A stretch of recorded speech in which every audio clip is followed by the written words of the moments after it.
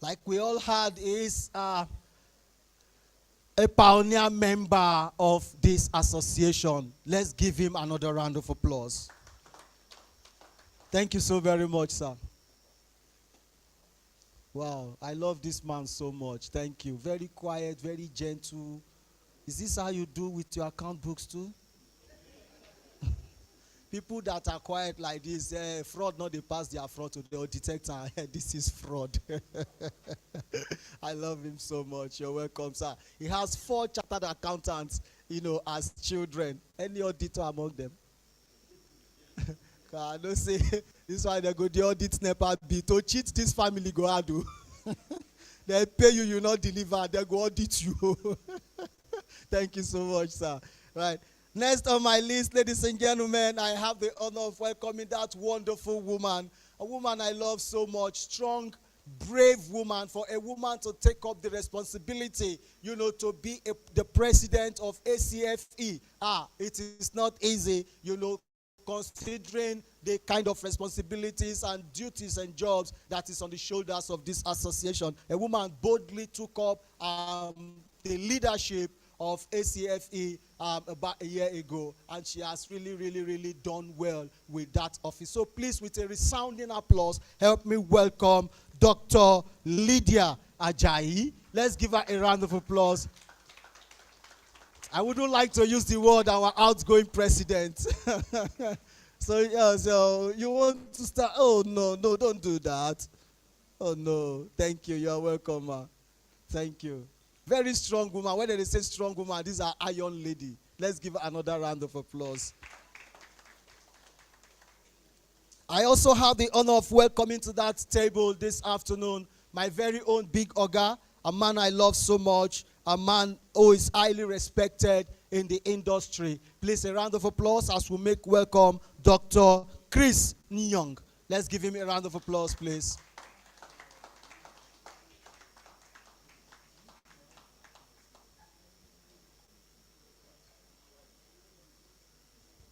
Dr. Chris Nyong. Keep clapping, keep clapping. I love this man so much.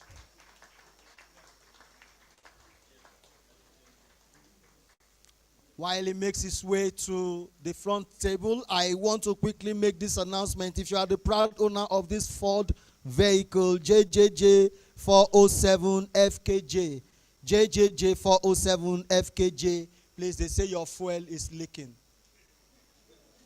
Please, as urgent as possible. And Ford, 1,000 naira fuel, not they enter anywhere for Ford body.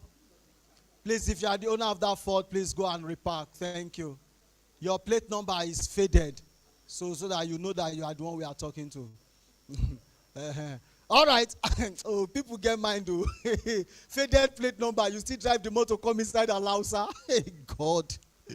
All right, ladies and gentlemen, I have the honor of bringing to this table one of my very own Oga in the house. Please, a big round of applause for Dr. Don Ogbonaya. Let's give him a round of applause, please. He was also our president. Let's give him a big round of applause. Thank you, Dr. Don.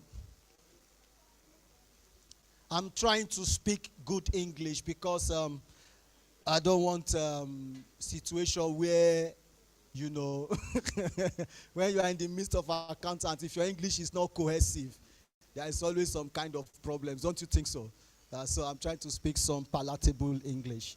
All right. So I want to, at this point, bring to this exalted table another very wonderful person in the building.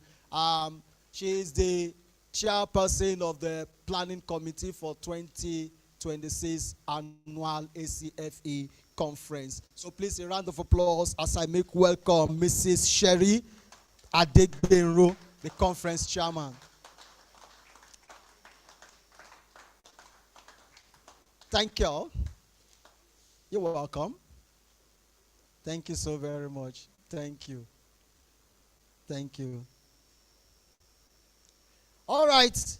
I also want to make welcome A very big man. He's big, he's strong, he's reliable. I think this is the man that Union Bank saw while they were doing their advert. Big, strong, and reliable. Mentally reliable, physically strong, fit in all ramification. And for whom we all are gathered here and for whom this session is organized. Distinguished guests, ladies and gentlemen, I want to please make welcome to this table my very own big Oga himself, Dr. Pius Edobo. Let's give him a round of applause. Our incoming president.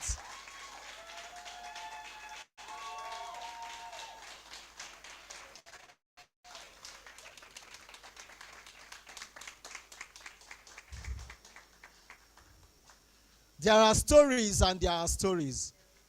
When you hear some stories, you will just know, oh, this is one of those stories. But when you hear some stories, they will make you sit back and reflect. And, when you hear some stories, some kind of goosebumps will come, out of your skin. When you hear some stories, it will make you sit back and really reflect and know that, yes, certain things are actually and truly possible with determination, with hard work, with doggedness, and with consistency. Certain things are actually, possible. Dr. Pius Edobo is a testament to what I'm just saying. Him becoming the president of this exalted association today makes me very, very happy. I don't want to speak like the women do that. I have butterflies in my stomach already. I'm very happy. You say, waiting. May I not talk? I already said it. I didn't want to speak. Everything is biting now. Nothing is not, but everything is possible. Everything is biting us in Nigeria. Economy, they bite us. Snake, they bite us. Many, many things is biting, I don't want to say the other things. You say what? Hungry.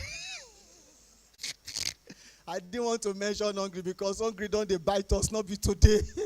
The new things where they bite us now, talk about tax. Tax never bite you. No, tax don't bite me. You see, when you see somebody just running for no reason, okay, something is pursuing that person. Nigerians now, the way they are running away from tax. God of mercy. All right, ladies and gentlemen, we want to continue with this program. We don't want to take time because I'm eager. The ceremonial part of it is what I am really after, because when we do things like this, there must be Igbesoke and Igbesen. Oh, sorry. I forgot that I'm in the midst of accountants. I wanted to be an accountant, right? I wanted to be an accountant. Dr. Razak, I honestly would have become like one of your children now. Honestly. But I tried my hands on accounting. People just thought accounting is debit and credit. It passed like that too. They don't accuse you of balance sheet before. Oh, God. Dr. Razak, I worked as an account clerk with a firm, so I'm in charge of balancing the sheet, so my Oga said I should come and submit my balance sheet. So when I took the balance sheet to his table, he said, this your sheet is not balanced. I said, I've checked everything, the debit side, the credit side. I said, no, your sheet is not balanced. Go and check your sheet and balance it. I said, is it? So I went back, checked everything, called my colleagues, let me check this paper. And he said, but it's balanced. Now I said, what did you eat? I said, no, it's accounting. The man checked and checked. He said it's not balanced. So the third time I took it back to him, I said, God, check. This sheet is balanced. He said, no, it's not balanced. So I now looked at his table and I discovered that one leg of his table has bent like this. So I now told him, I said, no, it's not my sheet that is not balanced. It's your table that is. After that encounter, I left accounting. I said, no, I'm not the account again. So I tried my hands in law too, I did a bit of law. See the way they look me, I look like a lecturer. I fascinate you. My English fascinates you. Oh, you don't know I can speak good English. Ask Madam Sherina, the day where we compete, where we debate. Ask Anna. I win Anna. Her English is clean. Just say hello to them. Let them hear your English. Hi. I too not hear English. Oga Buna, say hello. Hello. Hello. Until now your English. Now you know the different school where they go. And then this one go Tiwa, this one go. Oh, do you want to say hello to? No. Keep your English. You know. All right, ladies and gentlemen. At this point, we want to take some valedictory speech by the fourth ACFE Southwest Lagos President. Let's make welcome Dr. Lydia Ajayi for her valedictory speech. Keep clapping, ladies and gentlemen. Keep clapping. Keep clapping.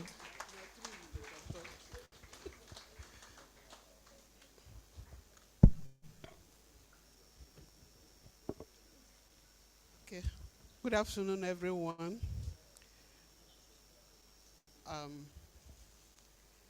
I just want to read my valedictory address. Dear esteemed members of Association of Certified Fraud Examiner, distinguished guests, colleagues, friends, my own very past president, Dr. Abdurazak Jayola, popularly known as AJ Silicon. We've not been talking about that one. AJ Silicon himself is here live and direct. Friends, colleagues, and members of the press, I say good afternoon to you all. Today, I stand before you with a deep sense of gratitude and fulfillment as I deliver my valedictory speech as president of the ACFE Southwest Nigeria Chapter 201. Serving this great chapter has been a privilege and an honor, and I am sincerely grateful for the trust and confidence you all placed in me, especially my committee members, my exco, and my Professor Godwin Oyedoku. When I delivered my acceptance speech last year, 2025, I shared a vision centered on capacity building, collaboration, advocacy, and inclusiveness. As with any journey, there were seasons of strong momentum and seasons that required us to slow down, reflect, and refocus. Through it all, our chapter remained united, committed, and resilient. And sometimes in leadership, maintaining stability, deserving relationships, and ensuring continuity is just as important as visible activity. I am grateful to the executive committee, the board of directors, and the entire membership for your support, your patience, and your belief in the leadership of this chapter. Your commitment to the ideal of the ACFE and to the fight against fraud and corruption has remained unwavering, and that is what truly defines this great chapter. I would like to especially acknowledge our past president and predecessor, my own Professor Godwin Emmanuel Oyedoku, our pioneer president who laid the foundation for this chapter, and my able Don who laid the first layer on top of the foundation, and Dr. Titi Enito for welcome, my own diaspora roommate when we travel in those days, we share room. So it's not as easy as we are having the conference here right now. For those of us who are not serious with Nigeria conference, it's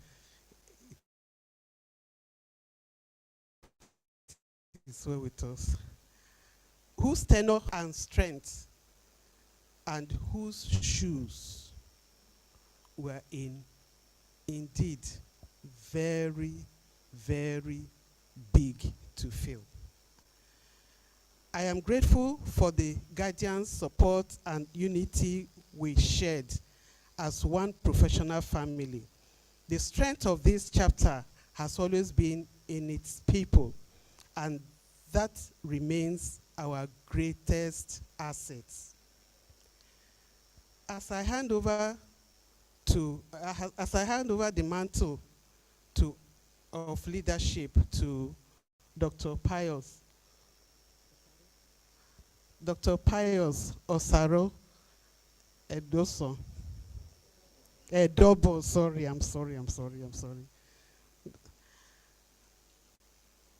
I do so with confidence in the future of this chapter.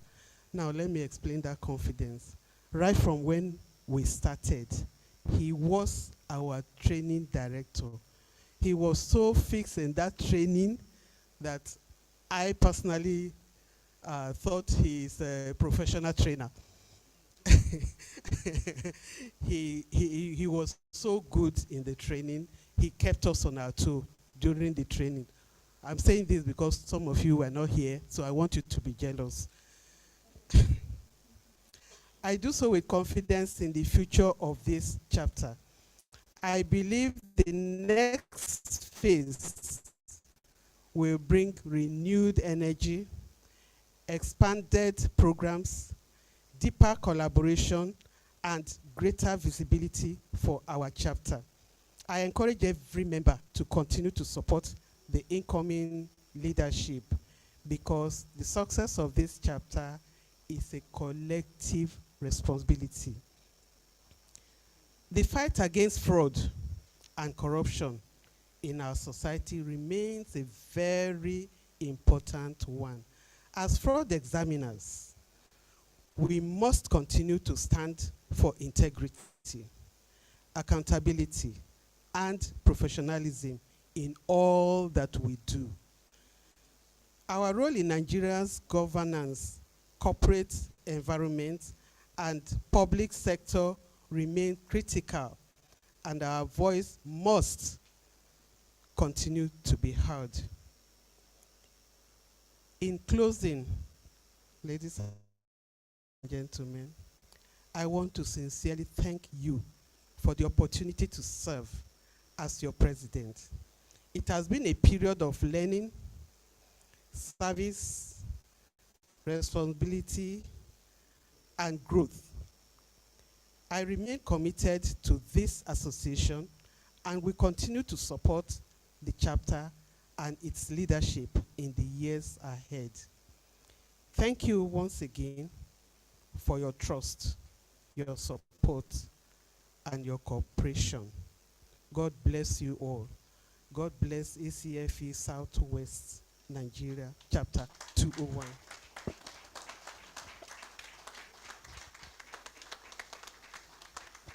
I think she deserves a standing ovation, ladies and gentlemen.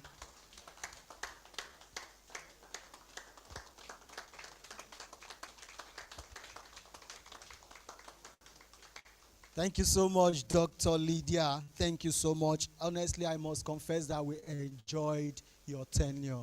Your tenure was a very peaceful one, was a smooth one, and everything was falling in place. Thank you so very much. You did not handle us like a mother used to use cane to handle their children.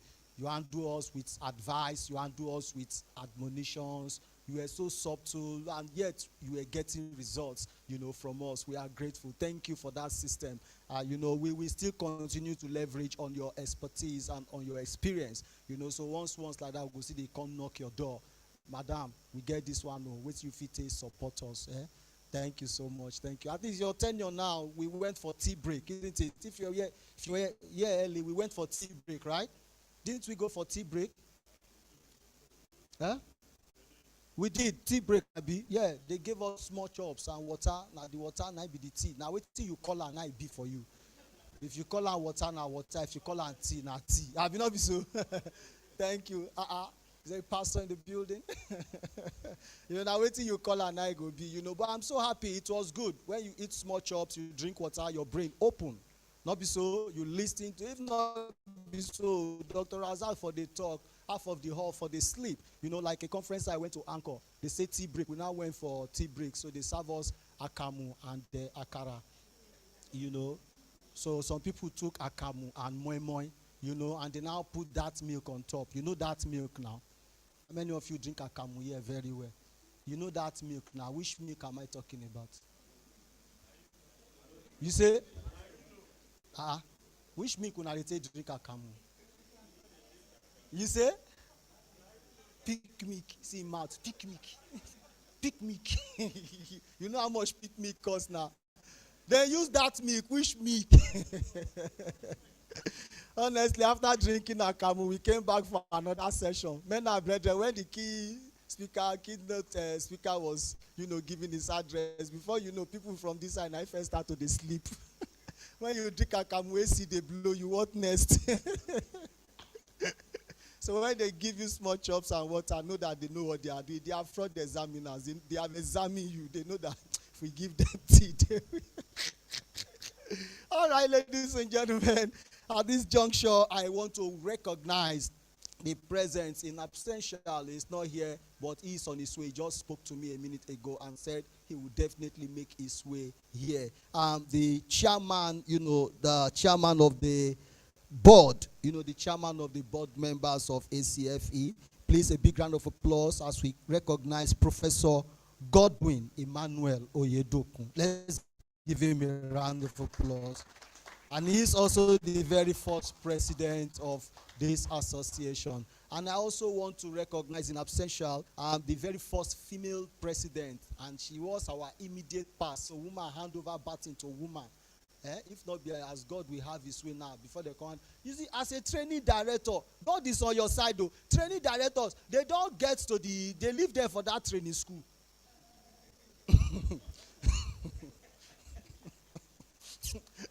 I'm speaking from experience. I have people that is from training school, they retire. Even though they merit to be promoted, no, he's good in training. Let him continue. Thank God I have somebody who moved out of training, to becoming the president of an association. Like I told you, there are some stories you hear, goosebumps will naturally, no matter how hard you are, that goosebumps will find its way out. And his story is one of them. Thank you so much, Dr.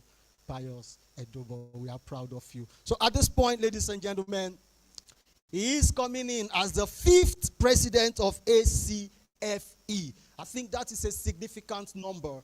The 5th of, the association. And this is the 9th annual national conference of ACFE. And he is coming in at this moment as the 5th president. So in a moment, we shall be, going through his citation. I think the media crew is set. Please just sit back, relax, and just immerse yourself in every word and everything that will be read out of his citation this afternoon. Please, the media, are we set?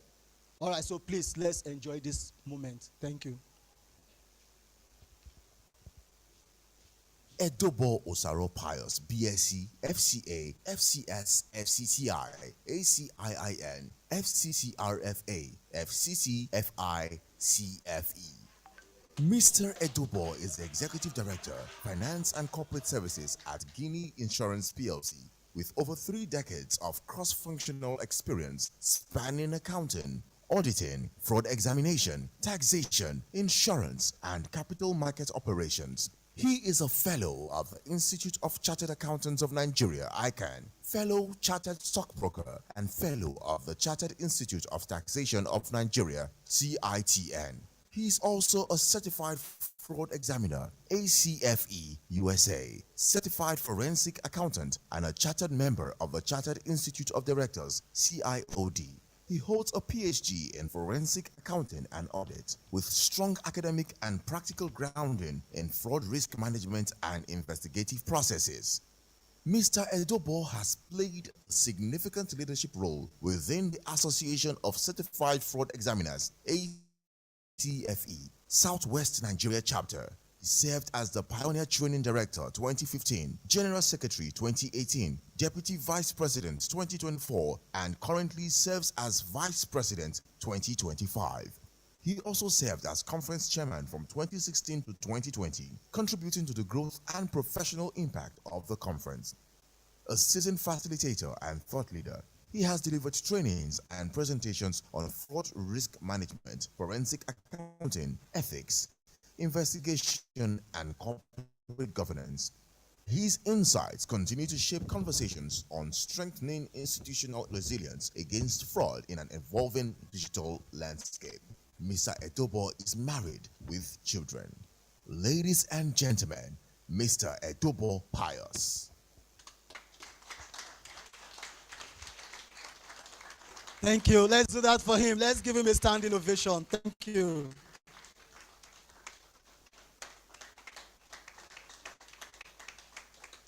Thank you. You may be seated.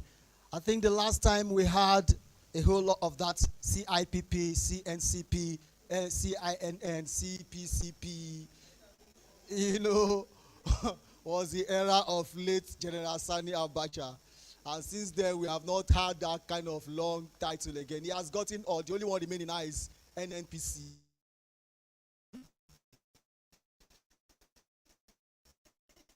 Oh.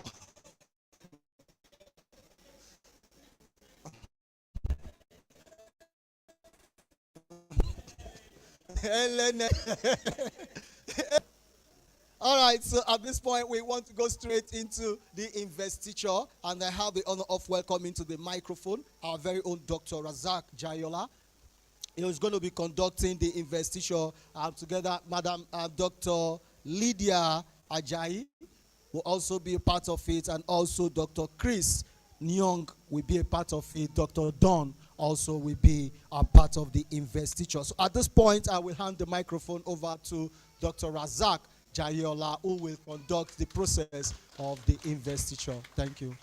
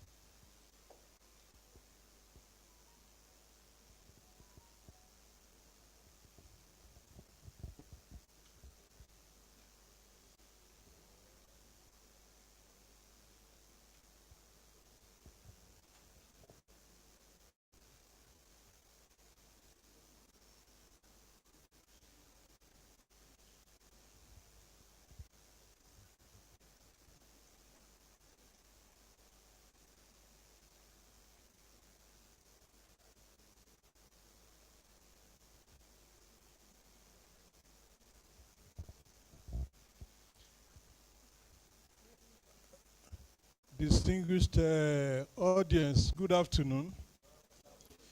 I was informed yesterday that I'll be handling the investiture this afternoon. So I put a small speech together, which I want to read as the investiture address. The President and Chairman of Council of ACFE, esteemed board members, members of the association, and the press. It's with great pleasure and deep professional pride that I stand before you this distinguished gathering at this important investiture ceremony of ACFE Southwest Chapter. An investiture is more than a ceremonial transition of office. It is a renewal of trust, a transfer of responsibility, and a reaffirmation of our collective commitment to the ideals that bind us as fraud fighters, governance advocates, and defenders of institutional authority. Today, we celebrate not only the emergence of a new leadership, but also the enduring strength of the ACFE mission to detect, deter, and prevent fraud in all its evolving forms. At a time when fraud has become increasingly digital, borderless, and sophisticated, the burden of leadership is heavier than ever. The officers being invested today are assuming responsibility at a defining moment in our history, when technology is both empowering institutions and enabling new dimensions of deception.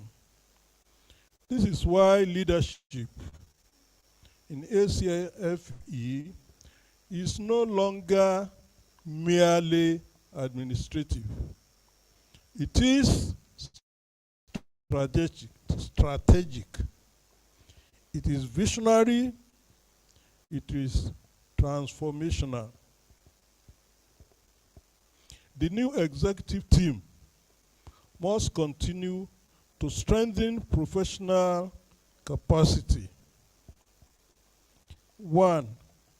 Fraud risk management, digital investigation, cyber-enabled fraud detection, data analytics, and forensic intelligence, ethical leadership, and governance advocacy. I emphasize,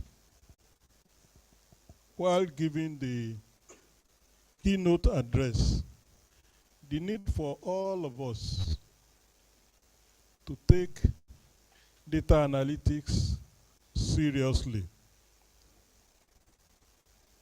There is a program by ACCA. It used to be ACCA Data Analytics Certification. It is recognized all over the world. Just a few months ago, it was upgraded to ACCA Data Analytics for Finance Professionals. Of course, it's not only for accountants. Any IT person that's working in finance environment should try to embrace it. We cannot be calling ourselves fraud examiners without equipping ourselves with the requisite tools. I just thought I should chip that in. So the future belongs to fraud professionals who can combine investigative excellence with technology awareness and strategic foresight. I therefore warmly congratulate the officers, in particular Dr. Pius Edobo. Am I right? I therefore warmly congratulate the officers being invested today. Your emergence is both an honor and a call to service. May your tenure deepen professional relevance, expand member value, strengthen institutional partnership, and elevate ACFE Southwest Nigeria to even greater insights, to greater heights.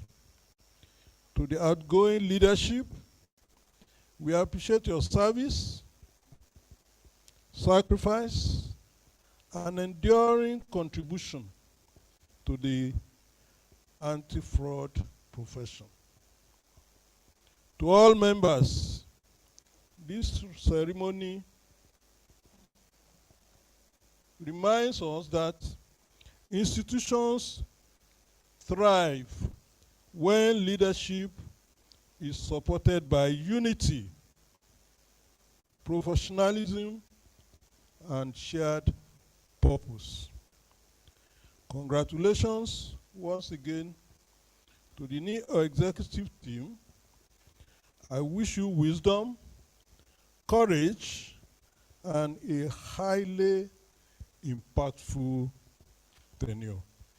Thank you very much.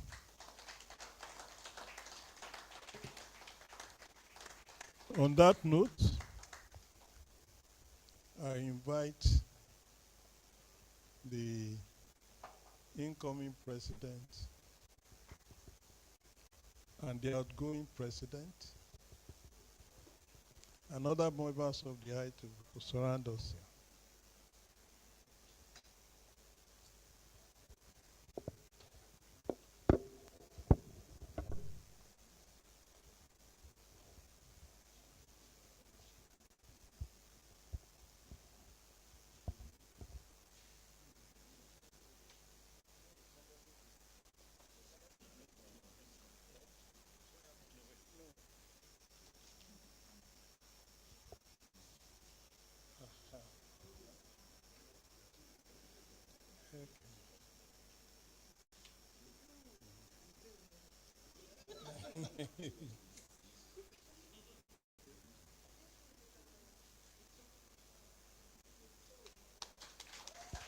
Ladies and gentlemen, the fifth president, Association of Certified Fraud Examiner, Dr. Pius Osaro Edobo. Make some noise. Congratulations, congratulations, congratulations. Well done.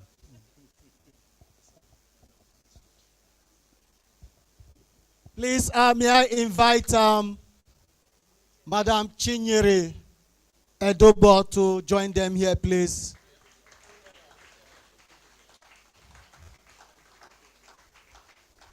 We don't have office for the first lady. I will have said our first lady.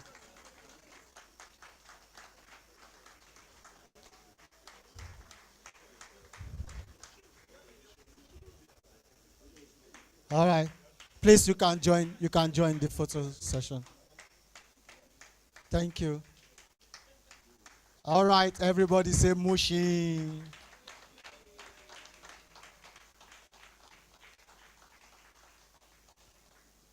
Thank you so very much. Thank you. Ladies and gentlemen, one more time. The fifth president, ACFE, Dr. Pius Osaro Edobo. All right, so we move straight to his acceptance speech. So we are, please, listen attentively. Listen attentively. You're welcome, sir.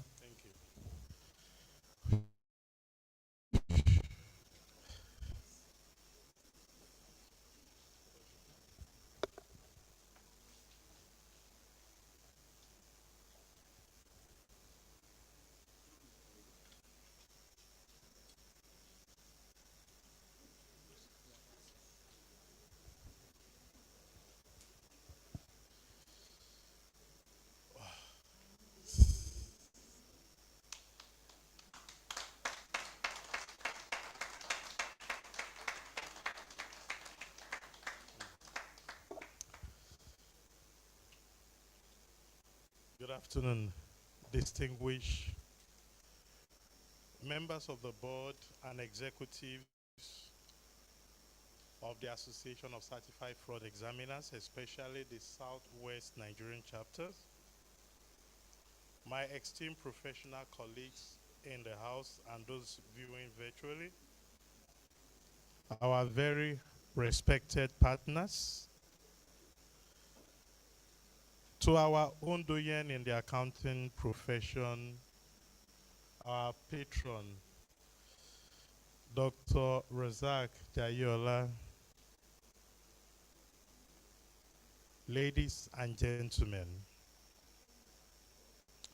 I stand before every one of you today with deep humility, profound gratitude, and a strong sense of responsibility as I accept the honor of serving as president of the ACFE Southwest Nigerian chapter.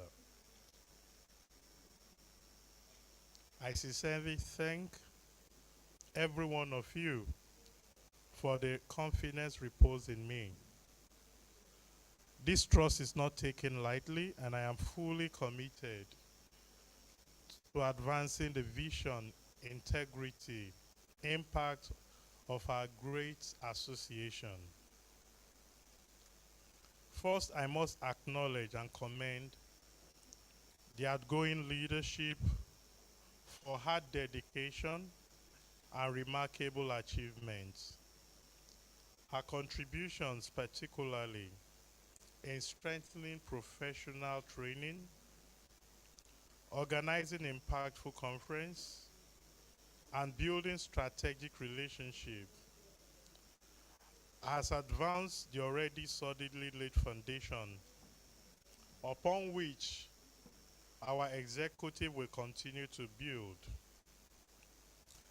In the same vein, I thank all our previous presidents and the board chairman for their various contributions that brought the association to its present enviable state, among other chapters. As we look ahead, our focus will be deliberate, strategic, and impact-driven. As we've been told, fighting fraud is not just a small business, it is a very risky job to do. And the weight of it you may not fully understand until you begin to work like we have been doing. I recall when we had one of our conferences and we invited the then Minister of Finance to be the chairperson of the occasion and also to deliver the keynote address. We received a whole lot of backlash from members because as at then, there was the rumor about her NYSC saga. I believe you understand who I am referring to. And it is not just like limited to her. We have a whole lot because you cannot be fighting fraud and be fraternizing with fraudsters. And that is why we have been careful about accepting sponsorship. It would have been an easy thing for us to write to some governors to bankroll our conferences, and we'll be holding it in Sheraton, in Icon Noga, in a hotel. But it will negate the ideals of this great association.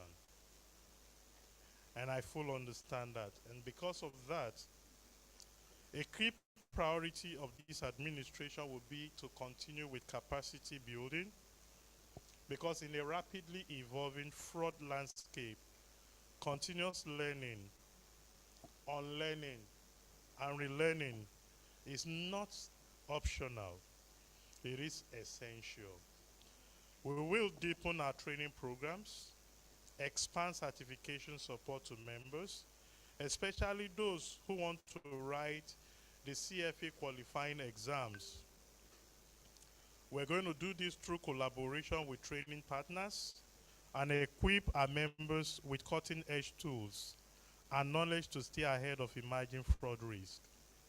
Secondly, we will work intentionally to enhance the visibility and positioning of the ACFE across Nigeria as the foremost fraud fighting organizations. When we attend the global conference, one key thing they keep asking us is, what is the impact of the ACFE's chapters in Nigeria? What are we doing to stem the tide of the negative perception or the negative image of our country as one of the most corrupt countries in the world? We're going to work to see how we can change this narrative. And this will be done through thought-out leadership, public engagement, and strategic communication. We will ensure that our voice is heard, our expertise is recognized, and our relevance is undeniable. Thirdly, we will pursue strong strategic alliances, particularly with the financial institutions and key stakeholders. In today's digital economy, fraud prevention and recovery require collaboration. We will engage banks and other financial institutions with a clear objective to develop effective frameworks for the timely recovery of fraudulent transfers and to strengthen trust in our financial system. Many of us have been victims of unauthorized criminal fraud transfer fund transfer from our accounts. A lot of us keep quiet because the process of recovering the fund, it's even more expensive than the fund you want to recover. And so we always let it go and then just count our loss and lick our wounds. But we're going to see how we will collaborate with all the financial institutions to see how victims of such illegal fund transfers will recover their fund in a timely manner at no cost.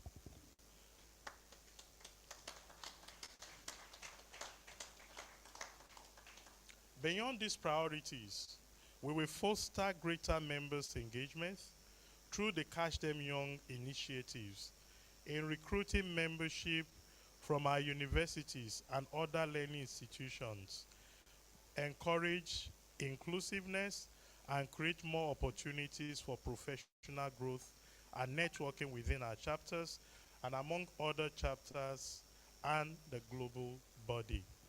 It is always said it is better to train a child than to repair an adult. And that is what we want to do by the Catch Them Young initiative. We want to see how we can get more fraud fighters from our higher institutions to join this war against fraud and corruption. In conclusion, this journey is not one I can undertake alone.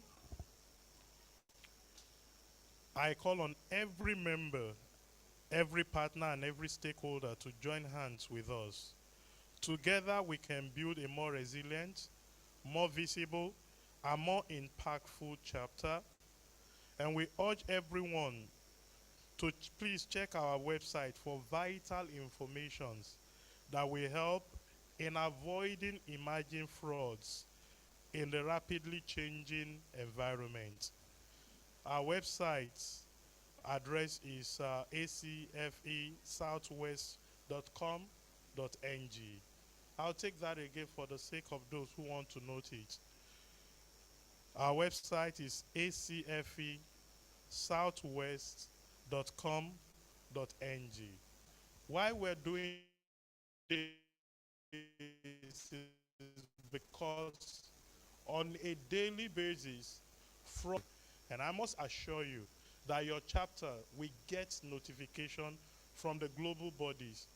And we always send this information to our website to guide people so as to avoid becoming victims of these new fraud trends. We want everyone to please familiarize themselves with our website to get the learning tips and save yourself of untold headaches.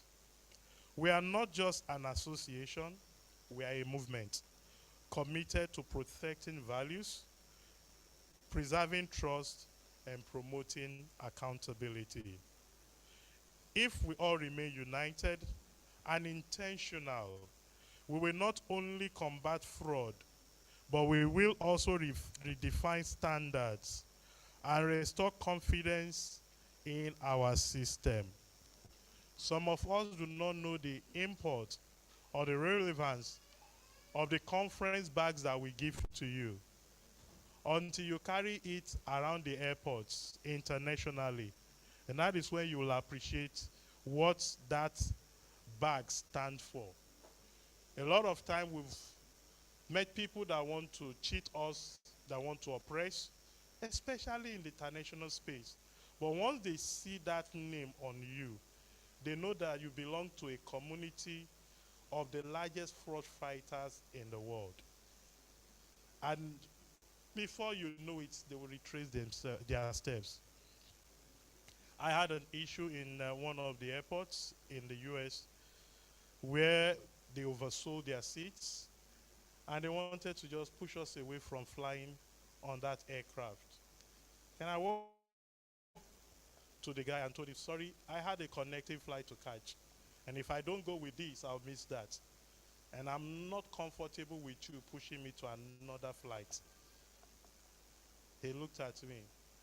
I said, okay, go and sit down. I'll come back to you. Next, within 5 minutes, I saw him brought our boarding pass for myself and my wife to join the flight. So that bag, please preserve it, guide it jealously, and flaunt it wherever you go, because the name, that brand, is across all the nations of the world. All the nations of the world.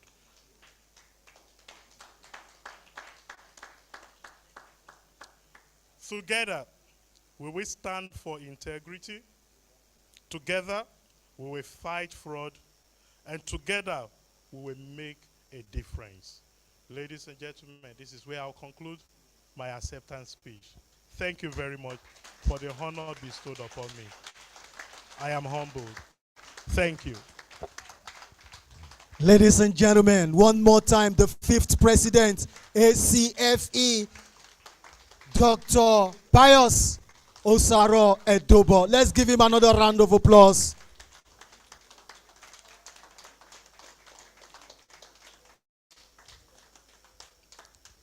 Thank you so much, sir. His acceptance speech was very loaded. You know, I was just jittering where I was seated. Yeah, make you not go say, so and so gone. Now wait till our president talk that year. After that speech, Nigeria never remained the same. But I thank you so much for the promises you made. They are going to fight fraud hands down. He said they are going to catch them young. And one very profound thing he said, that I will not go home without taking along with me, is that bag.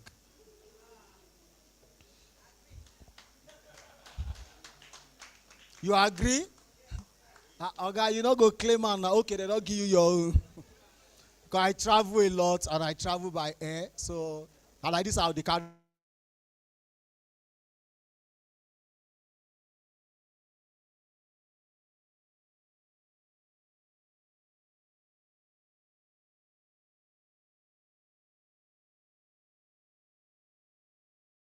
the bag now. You know, to frequent our website. At this point, distinguished guests, ladies and gentlemen, we are gradually drawing to the close of this investiture session. But before we close, we want to do the swearing in of officials and executives that will be working with our new president. And one more time, Dr. Pius Edobo will be leading, you know, this part of the program. Please, let's welcome him again to the microphone. Mr. President, sir. Mr. President, sir. Young. The way we are the caller, you like him. Mr. President, sir. Thank you, Talk. I have the responsibility to perform my first assignment of administering the oath of office to all the executives that will work with me in this new presidential year. So I would like to call on all the ESCO to please make their way forward.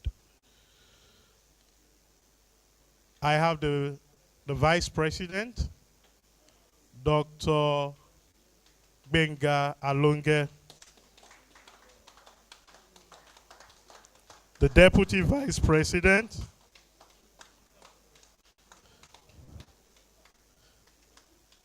Dr. Bolariwa Olauti,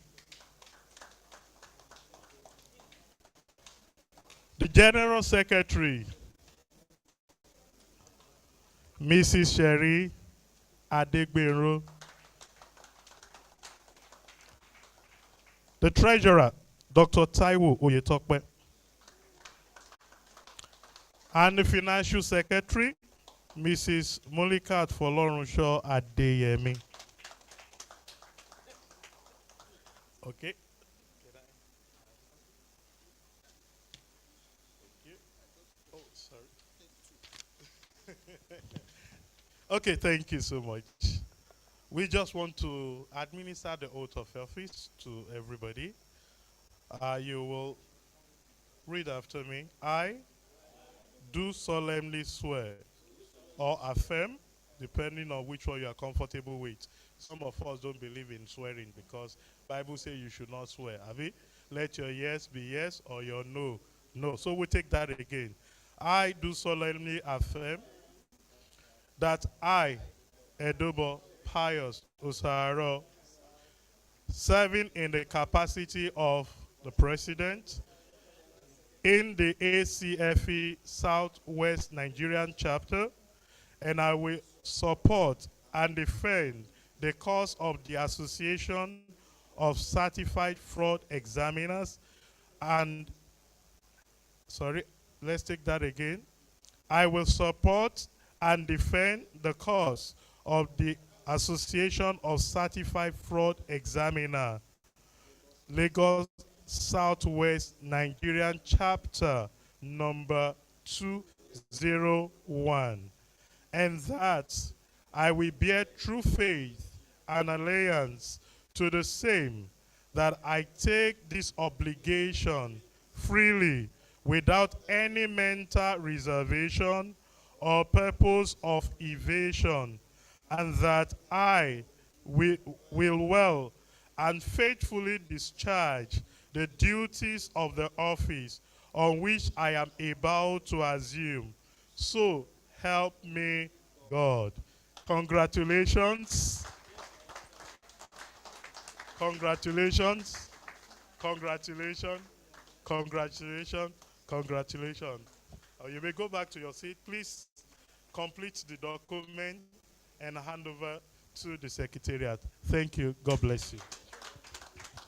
I announce the arrival of my own Managing Director, Chief Executive Officer of Guinea Insurance PLC. He's Mr. Ademola Abidogun. Thank you so much, sir, for the support. We are grateful. Thank you, sir. Thank you so very much. I was going to do that introduction, but Mr. President just had to do it. Mr. President, thank you so very much. Thank you, Mr. President. Thank you so much, Mr. President. Thank you so much. Yeah, I'm proud of calling him like that. I'm sure that's how I'm going to be calling you throughout your tenure. Mr. President, sir. You say what? Yes. Oh, you are with me. What do you normally call him before? Doctor, but now it's Mr. President, sir. Mr. President, sir, please, can you help us sign this check?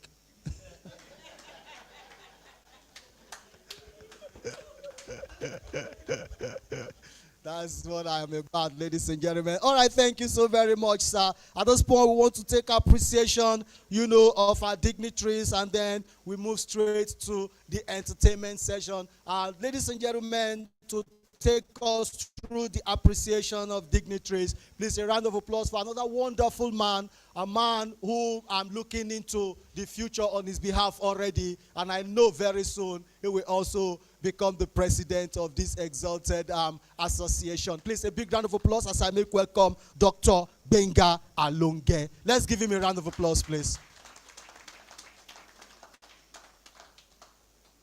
I love him so much. Come and appreciate dignitaries now, not Buna colors. Yes. Good afternoon, everybody. First of all, we give thanks to God for making it possible for us to be here today. Not by a mistake. It's just by His grace. Firstly, on behalf of my board chairman, who is not here but is here with us, Dr.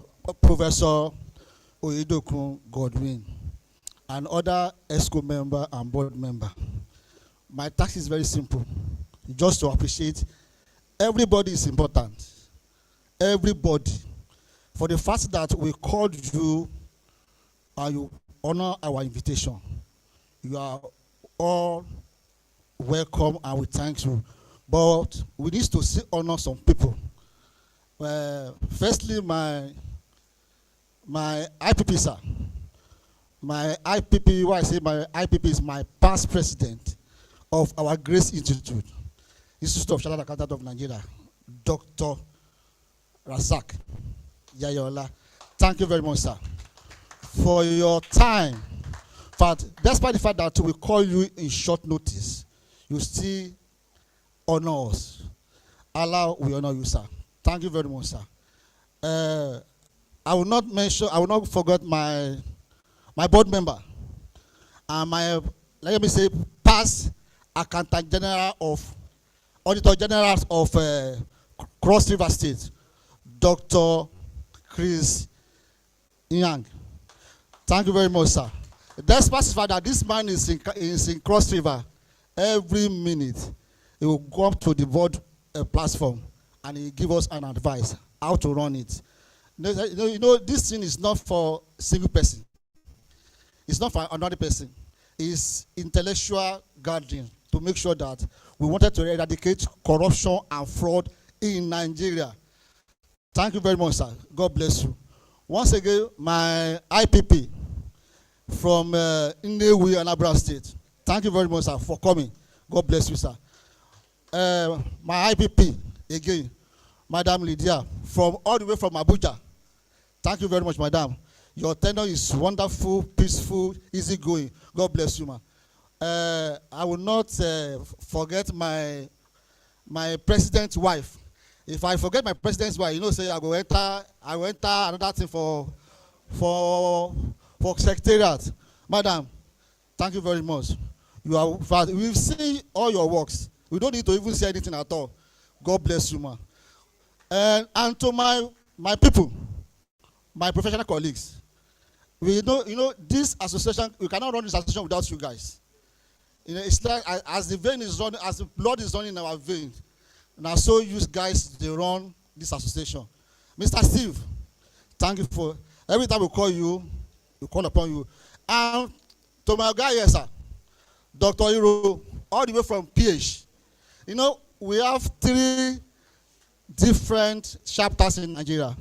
We have Lagos Southwest, we have Port Harcourt, and we have Abuja. But there's nothing we are doing in Lagos. There's nothing we are doing in Lagos that this man, Dr. Hiro, will not be partake. Sir, God will bless you. Thank you very much, sir. Once again, I want to thank my guy again. This man too. This man, God, Dr. Good Hope. There's nothing we are also doing in Lagos that will not partake. God bless you and God bless you once again. I want to thank my immediate treasurer, Mrs. Sherry Adegbero. And I want to thank all people from Eko. Yes, Eko. Thank you very much for coming. And my guy from UK. There's not time since 2017 that we're doing this conference, this man has been coming from UK to partake in every conference we are doing. Dr. Sydney, sir, God bless you, sir. One, for your support and for your initiative you are giving to us every time. God bless you, sir. And once again, I wanted to wrap it up. I want to ask you that, please, you people should put us in prayer. It's not easy to run this association. And we want you to use this wisdom to also call upon you to partake in every activities of this organization. Okay. I was told that my president, MD, is here. I want to use this medium to thank you, sir, Mr. Ademola. Thank you very much, sir. God bless you, sir. Thanks for coming, sir. We appreciate you, sir. In fact, out of your busy schedule, you should find it all to remind us and to come. God bless you, sir. God, Rablow, thank you. FRSC, thank you. My board, my executive members, thank you. God bless you all. Thank you very much. Thank you so very much, Mr. Alonge, for that extensive appreciation. Thank you. Thank you. Just before we move straight to the entertainment session, the Guinea Insurance team, they are here. They say they have a special presentation, to make here today. So please help me welcome the MD CEO, Guinea Insurance, Mr. Ademola Abidogun, to please step forward as they do this presentation. Thank you, sir. Mr. President, distinguished members of the high table, I want to formally appreciate everybody. First of all, I want to apologize for coming a bit late. I had to go for another function. But thank God I'm here today. There is so much to speak about. I wasn't here when they were doing the citation, but I know there will be a lot of things to say. Dr. Pius, as is well known in the office, is a very formidable staff. He's somebody that is well read. He's somebody that, that likes to do things the right way. He's a very strict person. And when he mentioned that he's coming for this event as president, I wasn't surprised, because this is just one of the feathers of the so many caps that he wears.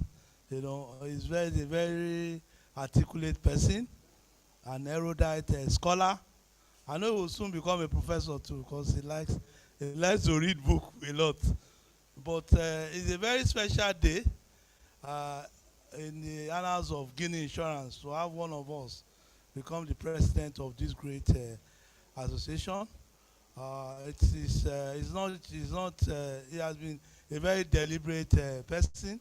Everything he does it very well. And I want us to give him a big round of applause. For the association of this nature to honor him with this, I'm sure to become president, you must have served in different capacities. You must have done so many things. We just want to thank God for all the efforts that he has put. And I also want us to give him a round of applause for that. I know he couldn't have done it without the support of the wife. The wife has always been a pillar, in so many ways. So I want us to also appreciate the wife for being the backbone, of so many years, through thick and thin. Even with the challenges of the office, we see has time to do something for the country. So I want us to appreciate him and appreciate the family. I want us all to give a standing ovation. Let's give a standing ovation for him. Let's give a standing ovation for him while he sits down. Madam, you have to sit down. Let's just give a round of applause. Let's keep clapping. Let's keep clapping. Let's keep clapping. Let's keep clapping. Let's keep clapping. I'm sure they must have prayed for him also, but I know that the Lord will continue to be with him. Let's pray for him also. Let's pray. This opportunity, this role is not easy. Given all that he has to contend with, you know what it means to be fraud examiner and all those things. It's a very dangerous thing to do. Let's pray that God will continue to help him. Let's just pray. Let's stretch forth our hands towards him and pray for him that as he has started this journey, he will do it very well. Others that have done it successfully, his own will be better. In everything that he does, God will grant him wisdom. He will give him knowledge. He will grant him understanding to be able to do it the right way. And at the end of the tenure, when he looks back, he will say, hitherto has the Lord helped me. And so shall it be in Jesus' name. So I wish him congratulations for what he has done. We have some small gifts that we'll give to people, at least for coming. It's our own, it's our girl. You don't forget all these things that people are doing here, but it's our girl. We appreciate him, we love you, and we say God bless you. Thank you so very much. Thank you, sir. All right, thank you so very much, Guinea Insurance. Thank you for always, making time for your own. Thank you. On that note, distinguished guests, ladies and gentlemen, the fifth president, ACFE, is already in office. I think in your good office, sir. Can you please direct us to enter entertainment? We'll begin the dance. Yeah? Because we are always on duty, so we're going to have walking lunch. So while people are eating, a paper will be presented. All right, thank you. Mr. President, like I told you before, una don't get training manager as president. Una go read tire. Una go do assignment tire. They say they get assignment now. You know what he called this entertainment? He said it's a walking lunch. Oh, they are going to be presenting a paper. If you like chop, make you not listen. By the time they give you assignment, you go know where you dey. Mr. President, sir, walking lunch. All right, ladies and gentlemen, we just migrate or metamorphose into the walking lunch. While food will be served, a paper will be delivered at the same time. So that is the president you have. Una never see anything. Una go do assignment, tire trainee manager. Una take and do president. We are ready. Where we call you 2 a.m. now, say submit assignment. You go say light. You go say light's not there. You not charge laptop. Thank you.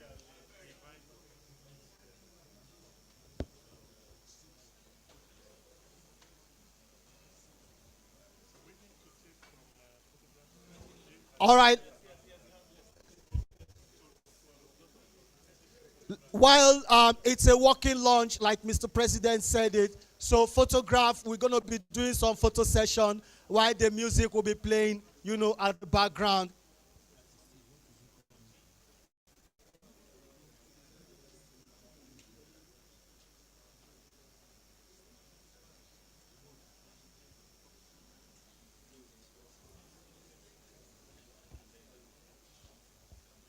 All right, so please let the high table. We are the photo, the media men.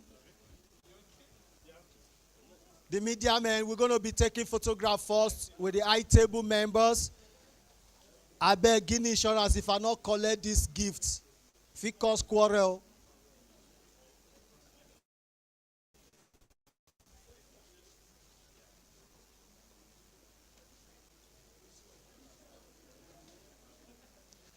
All right, everybody say cheese now.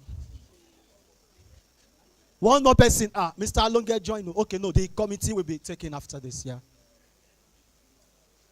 Everybody say cheese now. Ladies and gentlemen, I have the representative of Sunderland University African rep in the building. Please a round of applause for Mr. Osaite Iyekowa. You are welcome. All the ESCOs, please come forward. He is the African representative, Sunderland University. Thank you. All the ESCOs, please come forward for your photograph. All the ESCOs. All ESCOs. Then let the past ESCOs get ready. Immediately after the current ESCO now, the immediate past ESCOs go come. All right now, so everybody say cheese now. Mr. President, smile, smile.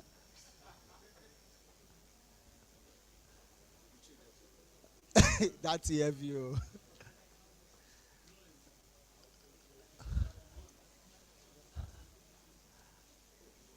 All right, thank you. Thank you so very much. Thank you. Guinea Insurance, MD Guinea Insurance, and then all members of Guinea Insurance here present.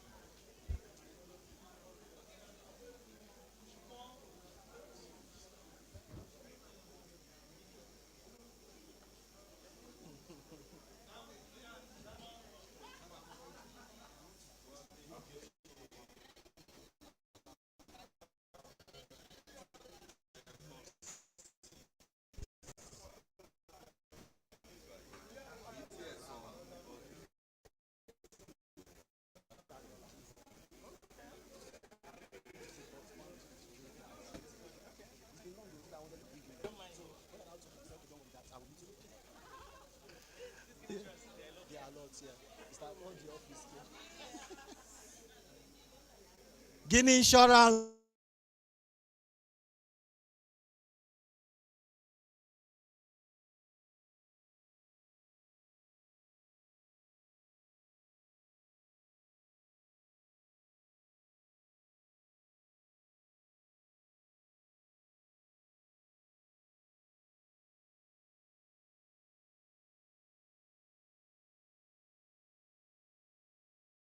Una plenty, una artisan na wedding.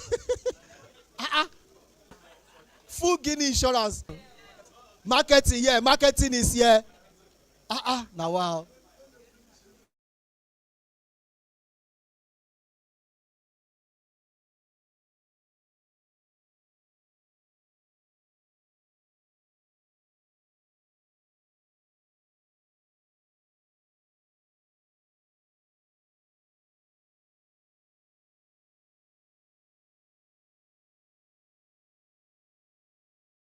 Members of the 9th conference committee should please come forward.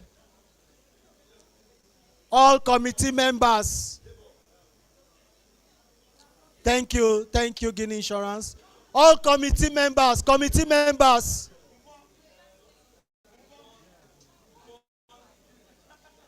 all committee members. The 9th conference committee members, please. All committee members, please, let's make it orderly. If you are not called, please give space. All committee members, please. Planning committee members. Thank you. All committee members.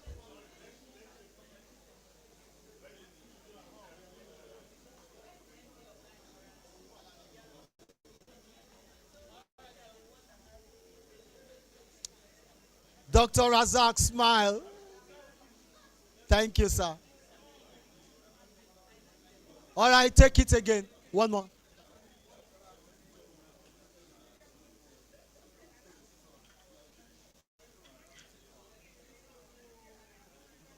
Thank you, Dr. Razak. I love your posture. All right, family and friends. Family and friends.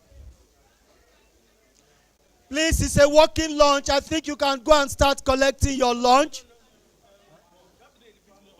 Okay.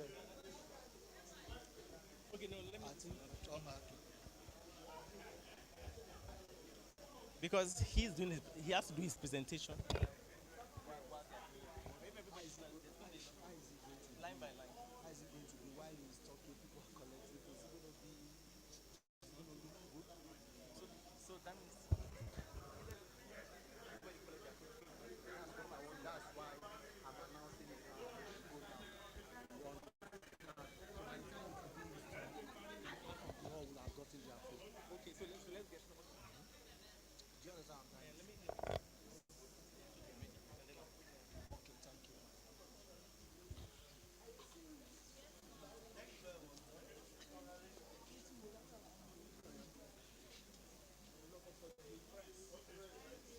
All right, friends, now.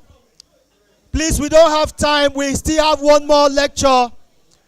Yet we have one more lecture, and the presenter of the paper is already in our midst.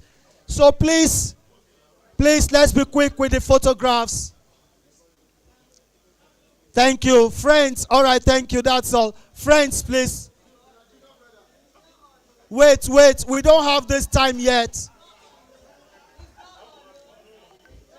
We still have one more paper to take, so please.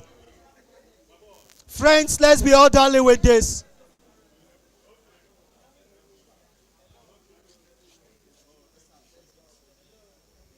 Please, let's be orderly. Let's take this because we have one more paper, and the presenter of the paper is already in our midst. He has a often to do. He's got a lot of thing to do. Mr. Steve Nobisu, you've got a lot of thing to do. All right, thank you.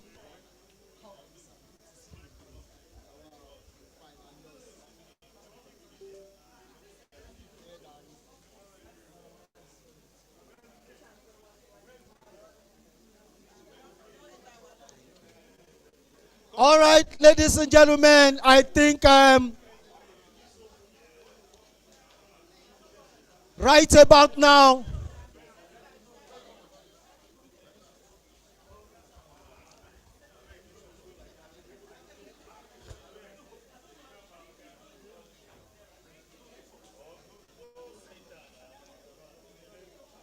so please, the table is set.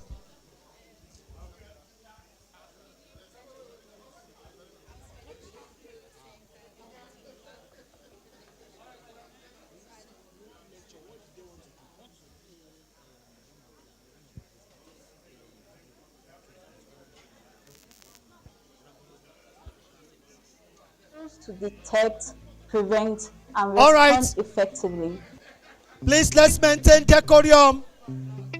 On the screen right now is a presentation Welcome by to one of our Rablo's sponsors, Learning Center, I'm the leading Rablo. expert and compliance-focused training and Rablo Woods. consulting You firm know, in the West Africa. presentation is up. For Please, more than let's a listen decade, Rablo Woods has been and gain dedicated to whatever we want to advancing gain. integrity, accountability, and excellence through practical learning, research, and collaboration. As the sole authorized trainer of the Association of Certified So, Fraud Examiners in West Africa, food is already Rablo being Woods has served. You built a can make strong your way reputation for to quality the and table. impact. Over the last 13 years, Let's be orderly we have with trained it. and supported more than 1,000 certified fraud examiners, many of whom now hold key positions in both the public and private sectors. Our work goes beyond certification. We design bespoke training programs, master classes, and executive workshops tailored to the realities of today's complex business environment. Our programs equip professionals with the skills to detect, prevent, and respond effectively. The Redeemed Christian to Church fraud of God and financial members, are we crime. here? Rablo Okay, has please, can also we do become some a hub for photograph with knowledge him? exchange across Africa, partnering with regulators, financial institutions, and development organizations to strengthen ethical standards and build resilient systems. As technology reshapes how fraud is perpetrated and prevented, we continue to evolve, integrating artificial intelligence, data analytics, and modern investigative tools into our training framework to prepare professionals for the challenges of the digital era. Redeemed Christian Church of God members, please come.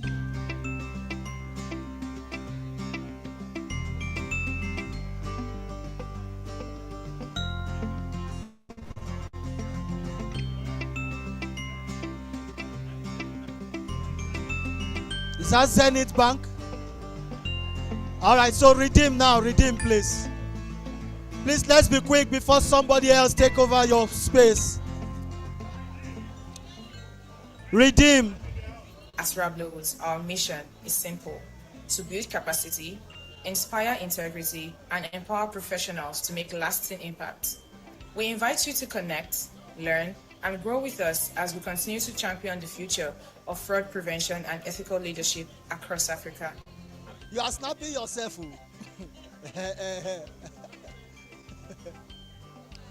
Oh. Okay, redeem. All ACFEs, are we ready? ACFEs, ACF Welcome to is Rablo Counterfraud Learning Center, ACF the is leading anti-fraud and compliance-focused training and consulting firm in West Africa. For oh more than a decade, CFEs are different from Rablowood has been dedicated to ACFEs. advancing Okay, integrity, ACFEs accountability, first. and excellence through practical learning, research, and collaboration. ACFEs. As the sole authorized trainer of the Association of Then Certified Fraud CFEs, get Examiners ready. in West Africa, CFEs. Rablowood has built a strong reputation CFEs, for get quality ready. and impact.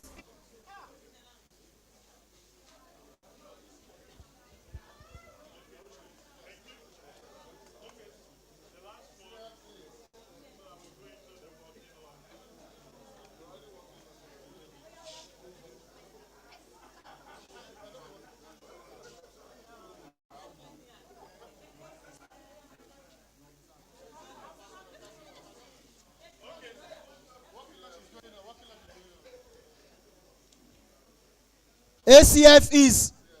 CFEs. Okay, CFEs. Yeah. People are already collecting their food. If you have not collected, please move to the table. Yes, CFEs. Please, let's be quick.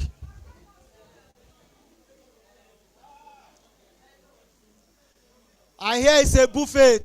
Take what you know. If you don't recognize food, any food you don't recognize, don't collect it. Oh, the food you don't know the definition. Thank you.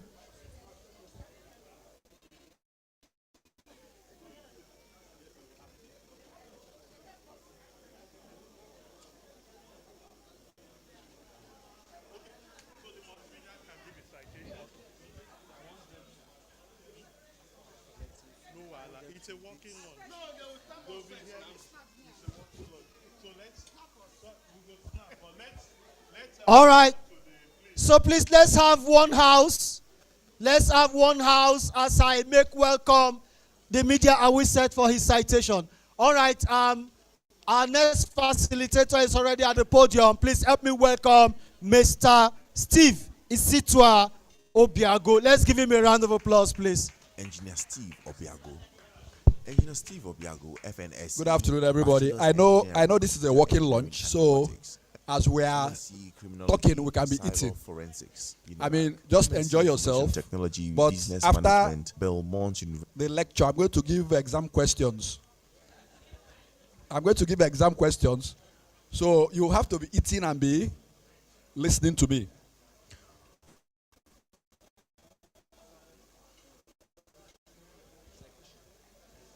University, Magna Cum, Lord Harvard Kennedy School, HCIB, MIEE, MIET, ITBM.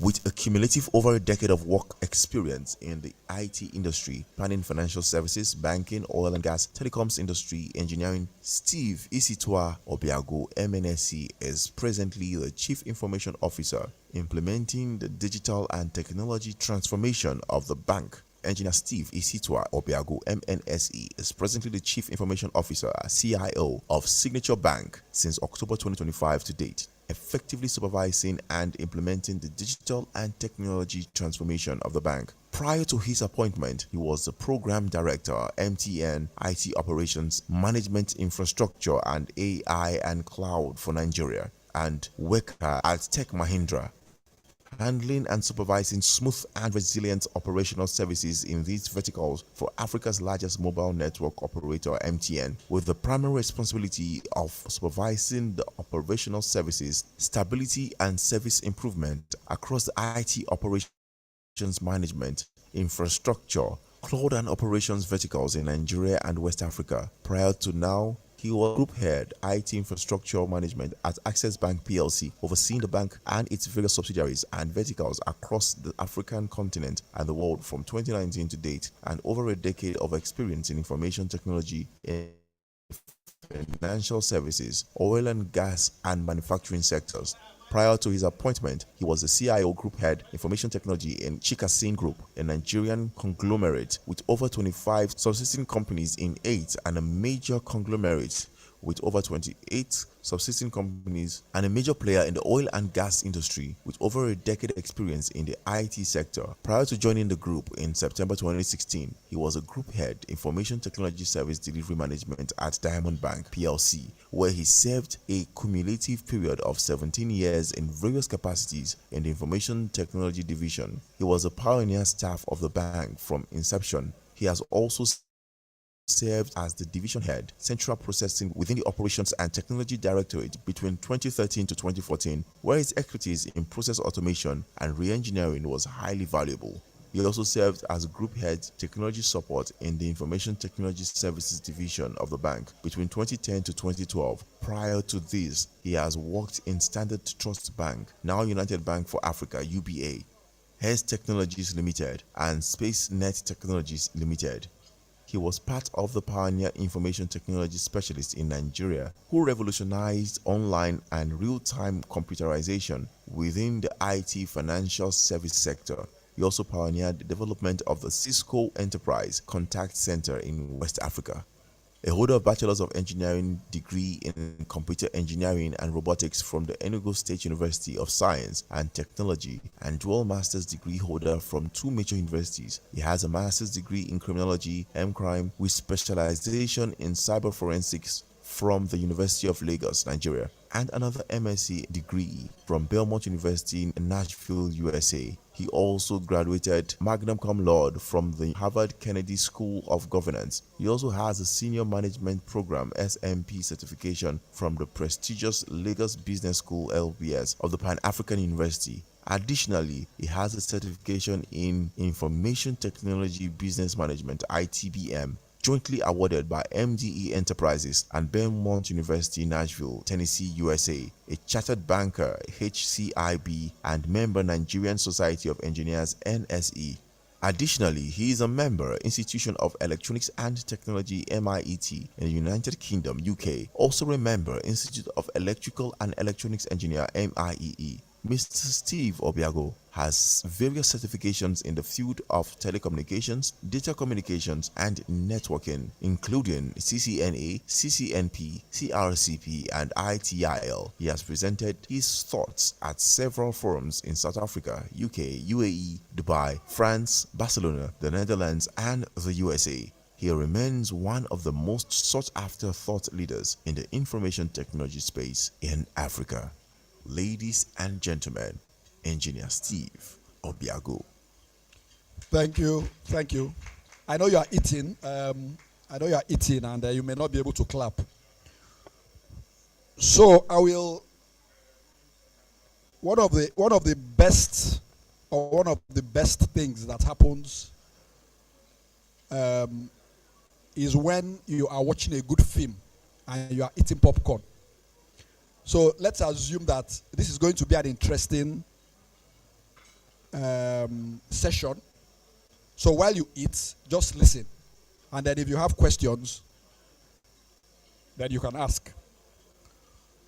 So I want to go back and say thank you to Dr. Pius for what he made mention before while he was taking one of his inaugural speeches. And one of the things that the president said was that one of the reasons why we are here is not that he cannot get sponsorship from governors or rich people, but the truth about it is that the kind of position we all occupy and the kind of things that we do today requires 100% accountability, 100% transparency. And also the optics is also very important, because when people see your association mingling with, in quotes, people that are perceived as corrupt, it becomes a major problem. So, Dr. Pius, thank you for that. I know you are discussing, but thank you for that statement you made. That statement is very apt. So please, can we reduce, I know we are eating, but can we reduce the discussion so that those that are listening can hear me? So one of the things that we are going to be doing today One of the things that we're going to be doing today is to look at innovation versus vulnerability in fintechs, e-payments, and digital systems. I don't know how many of us have observed that in the last couple of years, you hardly hear of armed robbers coming to people's houses. Hello, are we together? You know, since 10 years back or 5 years back, it was something very popular that you get armed robbers go to banks or they go to people's houses.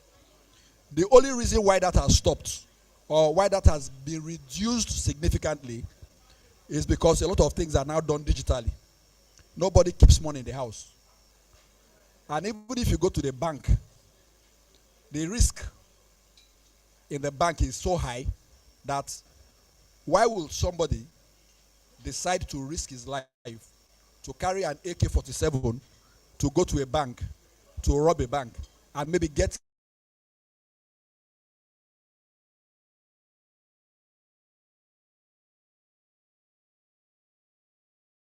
killed in the take one room in maybe like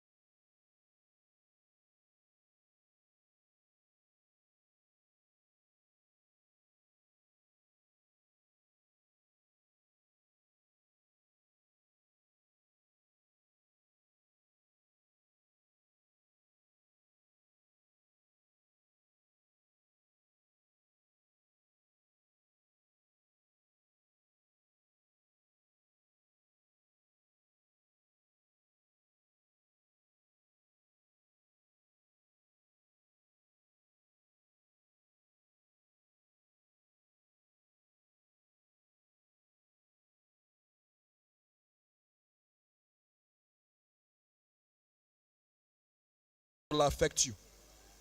But the truth about it is that if today you have money in a financial institution and that financial institution gets attacked, your money is gone.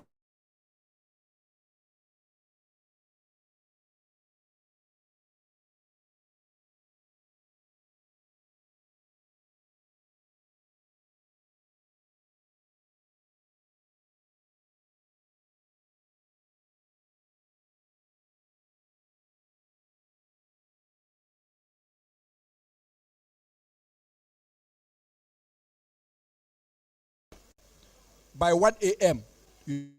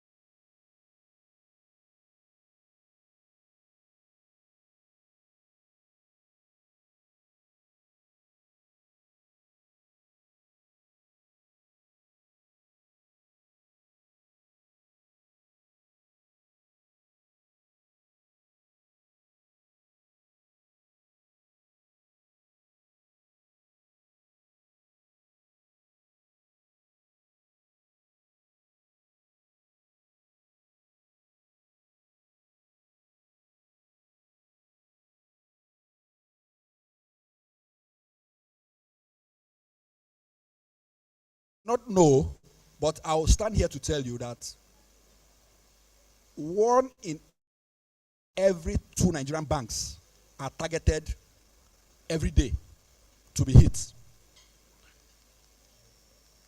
Beyond the banks, the fintechs are constantly being hit.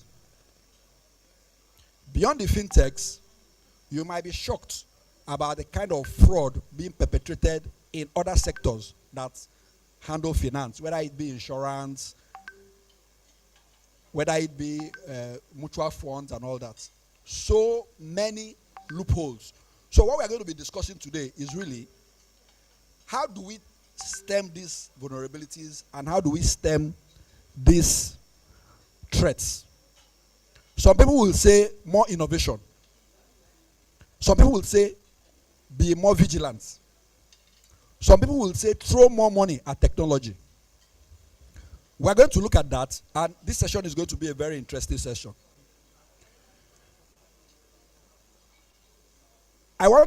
Before I start, I want to give you some information. In 2026, let's start from 2025. In 2025, the amount of money stolen online from various institutions in this country was close to 2 point something trillion. Now you will ask yourself, but my money is intact now. But the truth about it is that your money might be intact. But however, the ripple effect of this hacking and these issues go beyond your money being intact. So what are we going to be talking about? We're going to be looking at fintechs, we're going to be looking at e-payments, we're going to be looking at digital platforms. And we're going to be asking ourselves, what are the threats and what are the vulnerabilities? What should we do to be able to stop it? And how do you do it yourself as an individual to be able to stop yourself being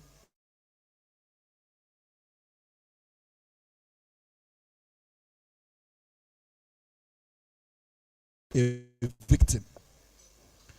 Because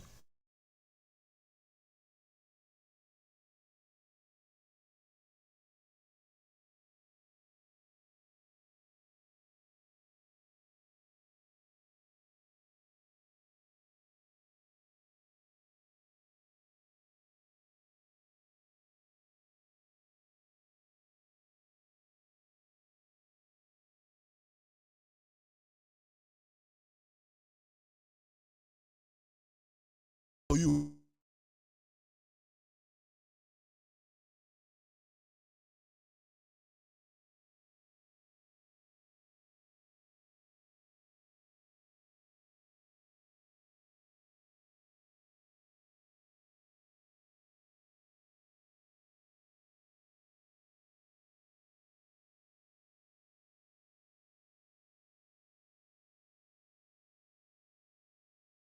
in fact, the budget of most organizations, their IT budget seems to surpass even their corporate communications budget or their marketing budget. If you look at your organizations, if you look deep into your IT spend, it's quite humongous. The reason is simple, because everybody wants to protect their organization. They want to become more efficient. There's new innovation. But the truth about it is that the more innovations you deploy, the more open you are to threats. The more open you are to vulnerabilities. Because if you look back 2 or 3 years back, if you had only one server in your computer room, at least you know who to hold responsible. You know that if anything goes wrong, you hold the IT man responsible. But today, you are doing AI. You are doing cloud. You are doing a whole lot of innovation. And some of these innovations go beyond your IT people. They go beyond your organization. So in 2026, what are the new things that have happened in 2026? I just listed 4 or 5 things that have happened in 2026. 2025, 2026. We call some things agentic AI. Today, AI has moved beyond just being AI.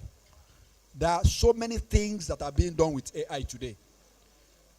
Beyond simple automation, there are a lot of things that AI does in terms of executing millions of transactions, handling end-to-end, a whole lot of things that prior to now, you could have done manually. But with agentic AI, a lot of automations have happened within the course of your organizations.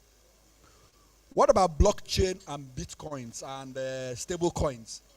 Some of us, I know that we hear these things, but a lot of people are making loads of money from bitcoins and stable coins. In fact, as I speak to you, if you listen carefully to the news every day, you find out that the amount of money being made beyond the normal currencies you hold goes into trillions of dollars. There are even in places like America, they've built frameworks around stable coins and bitcoins and all that. What about embedded finance and open banking? That's another strategic innovations that are happening in 2026.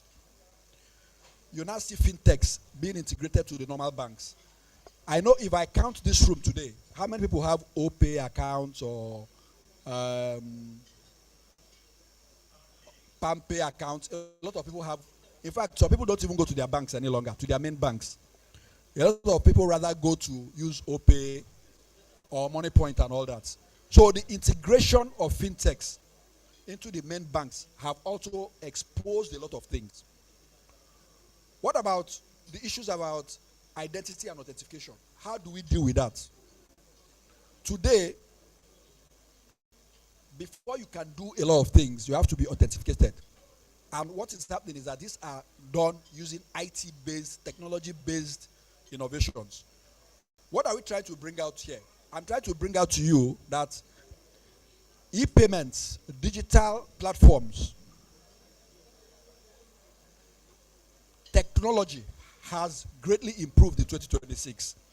And with that improvement in technology brings out its own problems. Let's go to the next slide. So I call it the devil never sleeps. And when I say the devil never sleeps, you know, as you are enjoying your lunch here, there are people that are looking at ways to hack into your financial systems. As you are enjoying your lunch here, there are people that are sitting down. All they are thinking about is how to get into your account. As you are eating your lunch here, there are people that all they are interested in is how to break into that bank. So what are we talking about? There are threats and there are vulnerabilities. I just gave a simple example of what are threats and what are vulnerabilities. When we talk about the threats, when you say somebody is a threat to you, it means that that person is external to your body. It means that that person is an external act. It is a danger posed by somebody else. When we talk about vulnerabilities, what do we mean? We refer to your internal system being open to attack. Your internal system being open to attack. What are the flaws and what are the weaknesses in us? Can these flaws and these weaknesses be identified? So what are we talking about here? We're saying that one of the major issues that we face are both threats and vulnerabilities. But the most critical ones are the vulnerabilities, because if you are vulnerable, when a person is vulnerable, when a system is vulnerable, there is a major problem. So,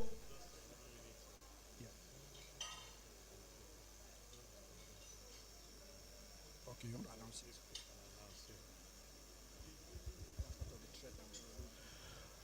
Sorry, please. We just received information of a missing laptop now. Missing laptop. So please, if you found a laptop that you don't know the owner, please just Send it across to us.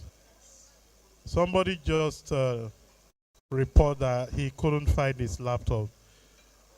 That shouldn't happen in this kind of a place. So please, if you found a missing laptop, please just send it across to us. Thank you. Okay, thank you. You know, I told you that you should listen carefully. Please. That is why I said the devil never sleeps. The devil never sleeps. Next slide, please. So, the next slide shows you the digital threats, the top digital threats that we have.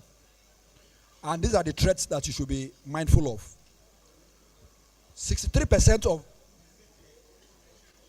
please, one house, 63% are about phishing attacks.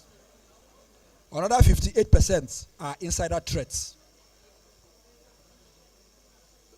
Another 53% are DDoS attacks. And what are the challenges we face here? Part of the challenges are you have high volume of high alerts, you have skill shortage, you have regulatory compliance to deal with, and you have lack of hybrid uniformity across board. One of the things that we need to be careful about is the insider attack. The insider attacks are people that understand the system and they make use of that vulnerability of the system. I know that for some of us, we might think that it is impossible for certain things to happen. But the truth about it is that things that you think are impossible become possible when you have an insider that is compromised. If you have somebody inside that does not care about the values of the system, the person can compromise you. There are newer types of threats that are coming up. Threats like deepfake. I'm sure if you notice nowadays, if you look at some pictures, if you are on Facebook Reel, you will see a lot of deepfakes. What about social engineering? I'm sure you've heard about this chap that was jailed in the US. They use social engineering to collect money from people. Hush puppy. So when you have people like Hush puppy all over the place, then it's another problem. What about you have AI-powered software? When we are talking about AI, we are talking about AI. AI also have malwares. There are also malwares that are AI powered. So these are top digital threats that we need to be aware of. What about the vulnerabilities? What are these vulnerabilities? Next slide, please. I talked about internal vulnerabilities. You have cyber attacks. You have third-party and API robotics attacks. You have real-time and fraud in the new banks. And you have regulatory lag. All these issues expose systems. But we need to balance innovation. Next slide, please. We need to balance innovation and security. While we talk about innovation, we need to also understand that as we talk about innovation, new things coming up, we must be able to balance innovation and security. We should be able to ask ourselves, how do we do this? We have things like RegTech, regulatory and technology. We have zero trust architecture. Then we have collaboration. And these systems are meant to be able to do what? Balance innovation and technology. When you have an AI-driven compliance tool installed within your system, you're able to diffuse, or you're able to make sure that your AI speaks directly to what it is meant to speak to. What about zero trust strategy? We do not trust. Zero trust is what we should all be applying. In my church, where you want to go during offering, I don't know the churches you go to, but in my church, when we are going to give offering, the first thing the pastor will tell you is carry your handbag. Go. Are you together? When we want to go and give offering in my church, the pastor will say, we are in church, oh, but when you want to go and give offering, do what? Bag and phone.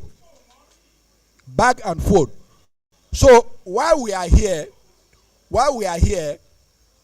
we are supposed to be in a place where fraud, corruption should be zero, right?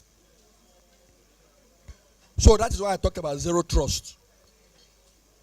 Always ensure that you never trust. Always verify. Always secure your digital environment. Next slide. I'm going to go into the next slide, and this next slide is important because in our generation today, everybody is talking about AI. And there is no AI without cyber security. There is no AI without cloud. So today, we talk about AI. Everywhere you go, you hear AI. But the truth about it is that with AI comes its own problems. And if you do not secure yourself as an organization, then you will be hit very hard. And you know, in Africa, especially in Nigeria, most of our organizations, we never do anything 100%. If management brings out budgets, there will be penny pinching. But the truth about it is that we must be aware of the risks that we run. So we're going to talk about, next slide please. We're going to talk about the trends. We're going to talk about the trends in cybersecurity. Because cybersecurity and AI are 2 and 1. You cannot do any AI. You must secure yourself. Because the AI stays on the cloud. And if you are on the cloud, you're already on the cyber environment. So for those of us who do not understand what the cyber environment means, I will explain. Today, a lot of you use your phones. Where the data comes from, you don't know. Where the thing is stored, you don't know. Where your data is hosted, you don't know. A lot of people really don't care less until when they have problems. So the reason why this is very important is that in this generation, our generation, a lot of things are on cyber. A lot of things are on the cloud. Your phone, majority of us sitting down here today, if you get a call today, you don't know how it comes. You just get a call and you answer the call.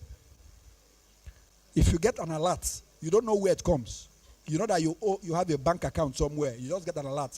How it comes, the process and how it comes, you do not know.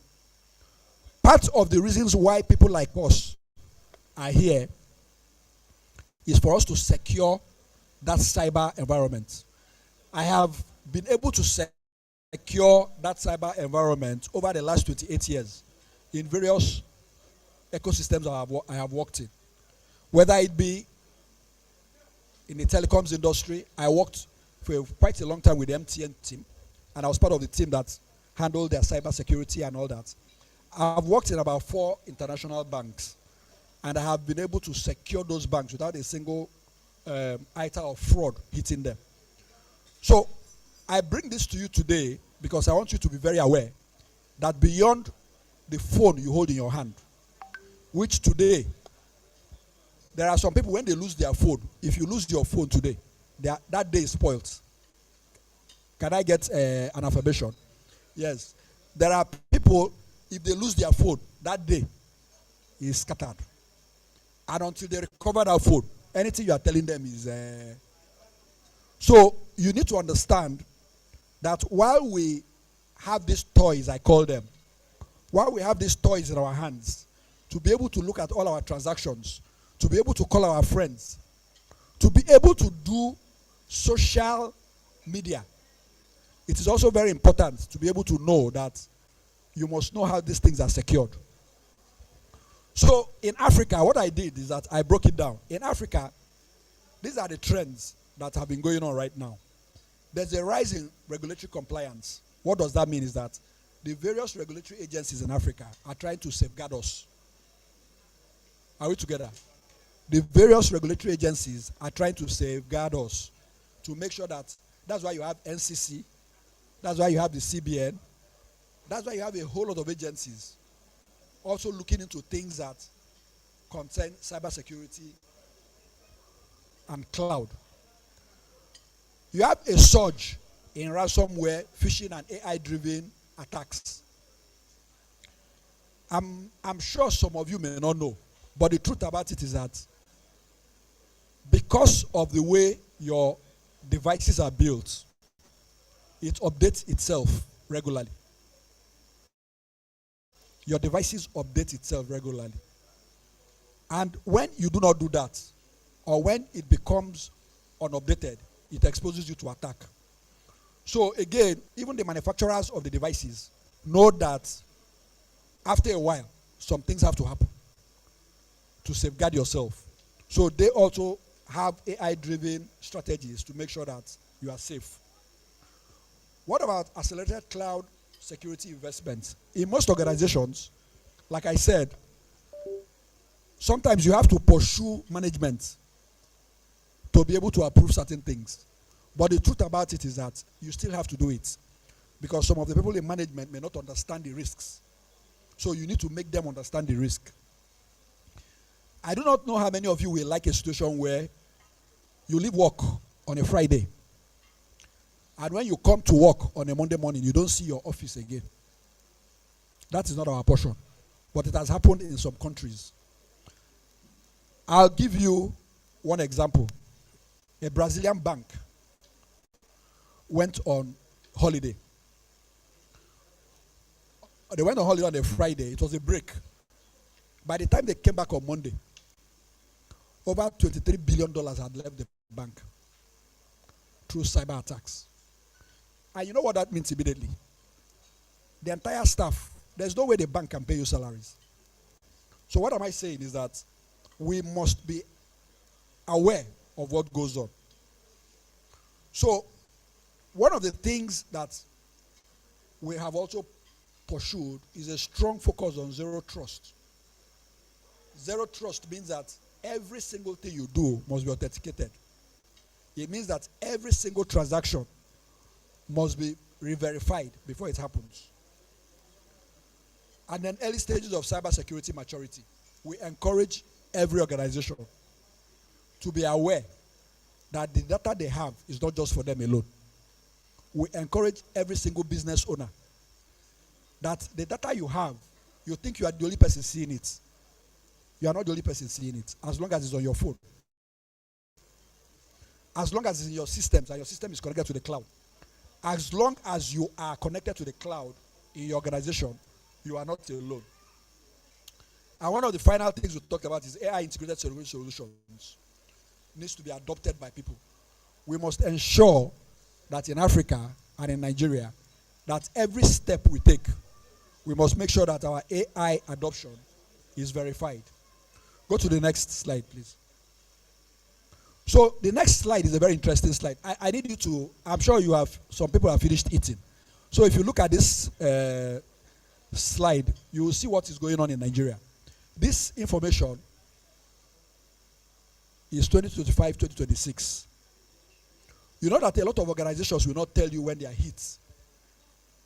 A lot of organizations will not tell you when things happen.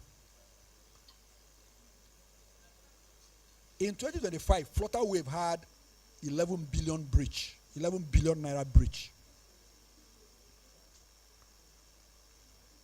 Look at the NBS website that was hacked. They held them to ransom for 2.2 trillion.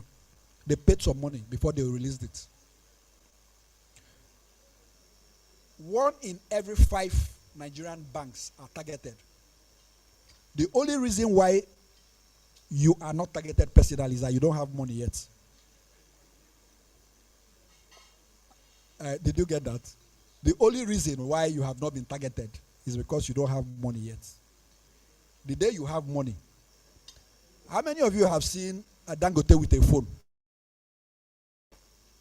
Have you looked at Dangote's pictures and video? Have you ever seen him holding a phone? Hello? You know it is only poor men that are always carrying 3 phones and 2 phones. When Mark Zuckerberg came to Nigeria, did you see him with a phone? Or did you see him with a phone? A phone. A phone. Thank you. Again, I repeat, those people know the risk of having phones and data stored on their phones. You know, it's only in Nigeria here that you see somebody with 3, 4 phones. Are we together? I want us to smile a bit. You know, you see people with 2, 3, 4 phones. And you're asking the person, what are you doing with 2, 3, 4 phones? He says, okay, one business is here, another business is here. But you know that is a risk on its own. Because the day a hacker will deal with you, your whole world is gone. But that won't be our case in the mighty name of Jesus. So what are we trying to bring out? I'm trying to bring out today that there is a rising case of cyber attacks. Because it has not gotten to you. You know, when I started, I said when they throw a bomb somewhere, you are in Lagos here, the impact of that action in Meduguri or Bonu, for you, it's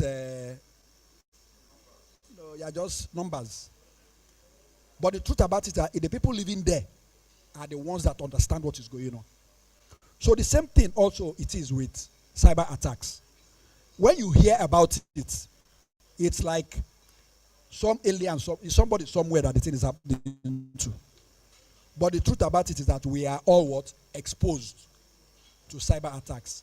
And one of the things I always advise people, try as much as possible to have only one phone. Try as much as possible to have only what? Are we together? Try as much as possible to have only one phone. If people cannot get you on that phone, if it is urgent, they will get you.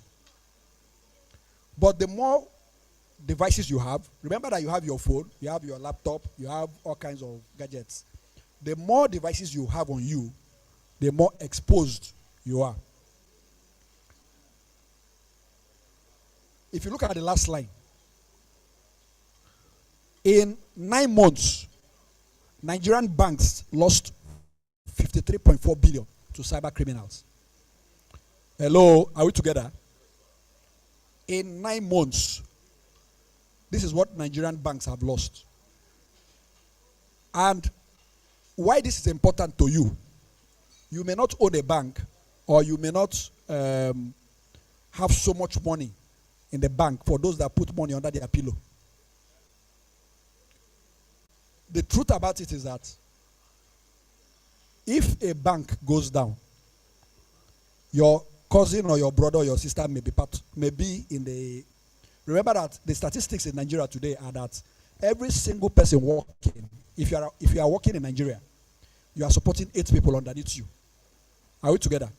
If you don't know, let me explain the 8 people. You may not know. Any single person working in Nigeria, you are working, you are earning salary. There are 8 people that are depending on that salary. It could be your mother, your relatives, your friends, your neighbor, your megad.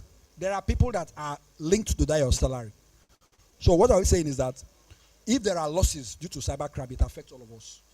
So it is not an isolated attack. So what we are saying is that as ACFE, one of our primary objectives, and I'm going to discuss that with the incoming president, is to have very close relationships with the banks. A lot of banks have attacks, but they don't say it. A lot of things happen. The banks keep quiet. How do other financial institutions learn if everybody keeps quiet? It's just like a typical example. If you build a house and you have a fence, and you notice that robbers can easily scale your fence and enter, what you should do is to also tell your neighbors that, look, it's like this is the loophole for everybody to. So we have a great responsibility as ACFE to be able to stem the rise of cybercrime in Nigeria. It is madness. I told you, I was lucky to be among a team that went to, because I have some affiliations with the security agencies. We went into a flat in Lekki Phase 1. This was last year. Lekki Phase 1. I'm sure you'll be wondering that maybe these criminals will be in Agege or Agungi or, so your mindset is that the people that execute these crimes might be in the suburbs. But I went with them to a place in Lekki Phase 1. What led to that? I want us to listen to this story very carefully. And that is the reason why, for those of us working that are here, it is important that your staff, you must know the lifestyle of your staff. You know this issue of, if they ask some people here now, do you know where some of your staff live? You know some people don't care less. They don't even know where their staff live. You have a staff, has been working with you for 5 years, 4 years. You have never gone to this person's house. So I took it upon myself. This incident happened some months back. I took it upon myself to start visiting my staff. I have a total of close to 70 staff working under my supervision. Of course, they have supervisors. So I took it upon myself to start doing this ward round once in a while, on Saturdays. I'll just drive to the person's house. I'll just say hi to your wife, children, buy things for them and the rest. It's very important. So on this occasion, I drove to this staff's house, and my staff had a zoo behind his house. Are we together? My staff had a zoo. You know zoo? Zoo now where you have lion and tiger and everything. So I went to my staff's house and I asked after him. The wife came out. You know, I like your attention now because it's a story, right? I like the attention you are giving me now, but I'll tell you the story. So I got to the staff's house and, of course, I looked around, greeted him, came in. Then after a while, I saw some school children coming for excursion. I said, excursion, what is going on?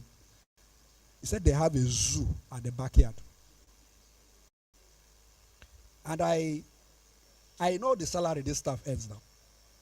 And I'm asking myself, how will this my staff, even me as I am, I can't afford to, I have 2 dogs in my house, dogs. I know how much those dogs eat. In fact, I told my wife, when I come back today, one of them has to go because the amount of rice these dogs are consuming, So let me go back to my staff. So finally, I went behind and saw the zoo. And I called him, Ken de Como. What is going on here? He said, our guy, side hustle. So in that zoo, there's no lion. What you have is, tolo. What do you call tolo? Then you have tortoise and you have some other things. Where am I going to? I'm saying that you must know what your staff lifestyle is. The era, reason why I'm saying this is because of what you see on the screen. The era of, because when this thing hits your organization, it will affect you. You might say, I don't care, my staff can do what they like. But if your staff collaborates with criminals, that's what we call insider attack, and they hit your organization, when you get, the management of the organization is not going to be asking for your junior staff. They will take you out. You will be the first person to go.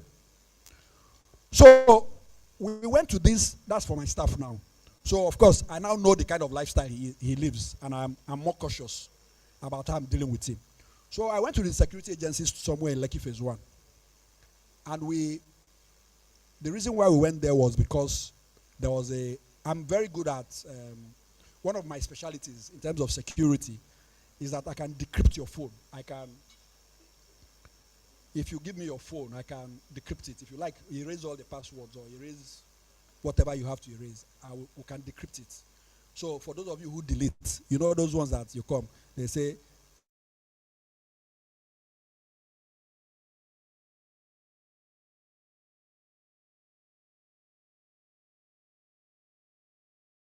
don't delete. Oh.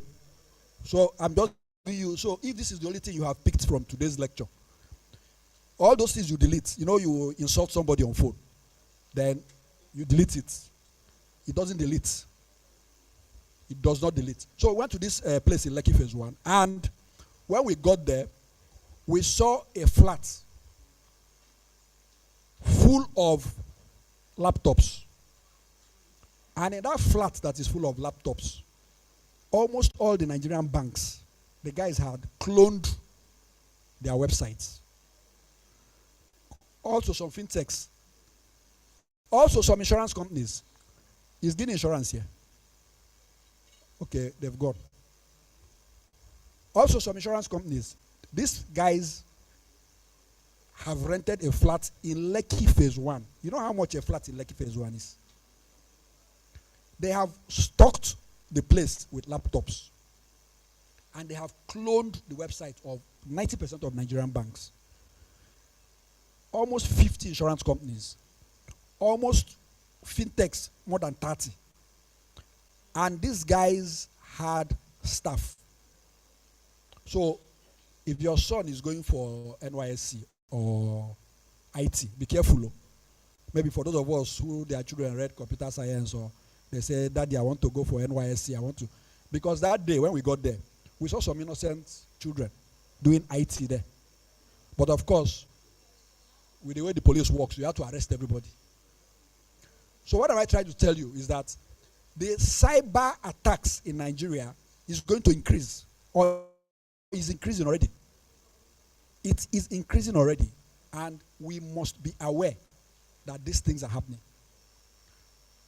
You will be a victim if you don't know what happens. So one of the things I also want to advise us here is that if your phone is stolen, please do not hesitate to disable, call the mobile provider to disable your SIM immediately. I beg you in the name of God, because if your phone is stolen, you can't find your phone. Call the mobile provider, call your bank to disable your SIM. Because today, within 5 minutes, if I have your SIM card or I have your phone within 5 minutes, I can cause havoc for your entire life. Because you know today we are going to be linking the NIN to your card. So the reason why I'm telling you this is that the regulations coming out now from CBN is to link your NIN to your BVN and all that. So everything is going to be linked. So what that means is that even if it is your phone, but if that your number is linked to other organizations or other financial institutions, there could be hits. Are we together? So that is why we are in this conference, for you to also understand what is going on. Because you should not be naive. You cannot be in ACFE and be naive about what is going on in terms of security. So I'm going to just quickly go through, next slide please. I'm going to go quickly the next slide because I know we have eaten and the food is just digesting. That's why everybody's quiet now. So it's a very good time to now just quickly go into the other one so that we understand what we are talking about. So we talk about innovation, and we are saying that with innovation comes a lot of things. It's easier to do things, a lot of nice things happen. But also with innovations does what? Vulnerabilities and threats. So while we are talking about AI, you know, anywhere you go today, people are saying AI, AI, AI. Some people don't even understand what they are talking about. But, you know, as is usual, once there's something that is trending, everybody catches on. But AI has been here since so. You know, we didn't start AI today. At least I know that me, as way back as 2013, when I deployed the first contact center in Nigeria, I, with the guys, then I was in Diamond Bank, way back, 2000 and a long time back. AI had been there. But you know, right now, every day things improve and things change. So AI is making things easier. But I always tell my colleagues, the risk that we run with this AI business is that people no longer think. People no longer read. How many of us are with me? Because the truth about it, I have kids. My kids have graduated. But when they are sitting in the sitting room, they are on their laptops and iPad. You will never see anybody tell you, Daddy, buy me this book to read.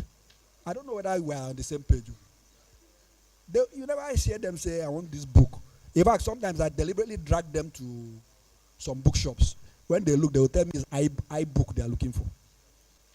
But what are we trying to bring out here is that because of the generation where we are in, AI is now the in thing. And that is why I said, that's why I singled it out. I singled it out and said to us that beyond innovation, beyond the vulnerabilities and threats, the major concern we have is the AI impact that we have today. Okay, so while we know that AI is the in thing, we should also know that AI has its risks. Next slide. So while we know that AI has its risk, we should also be very aware that there are some regulatory focus that has taken place in Nigeria. And the truth about it is we should thank the regulators in Nigeria. Do you know, some of us don't know that Nigeria, we have one of the best brains in IT. Why do I say this? When you travel to the US, for instance, there are a lot of things that we are doing in fintech here that they've not even done in US. That they are behind, I'm telling you. There are a lot of things that are happening here in Nigeria that it hasn't even touched some of those places. You might say, what about China? What about XYZ? What about every environment has its own peculiarities. I was in China, and one of the things I love about China is that they don't carry cash. I don't know how many people have gone to China here. Cash, you won't say, I was in China for 2 times. I deliberately wanted to collect cash. You couldn't get cash. So every environment has its own peculiarity. But I can tell you that Nigeria and our regulatory agencies have done wonderfully well. And I think we should give them a hand of applause. Yes, we know we have a lot of places, we have a lot of things to do. But I think even as we are today, we have done multiply well. Next slide. Okay, so what did I just have here is that the priorities that we are trying to deal with between 2026 and 2028. These presentations, I will send it to the secretariat. It's part of our own learning, my own contribution for you to learn. Because the truth about it is that we must all learn and know what is going on. So as AI and cybersecurity become more operational, the strategy has always been for us to be able to consistently know the progress, know what is happening, and know where we are as a date. So if you look at that slide, for those of us who can, no, go back. Please go back here. If you look at that back slide, for those of us who can, if you can see it clearly, I did a generic movement from when the whole idea of cybersecurity started till date.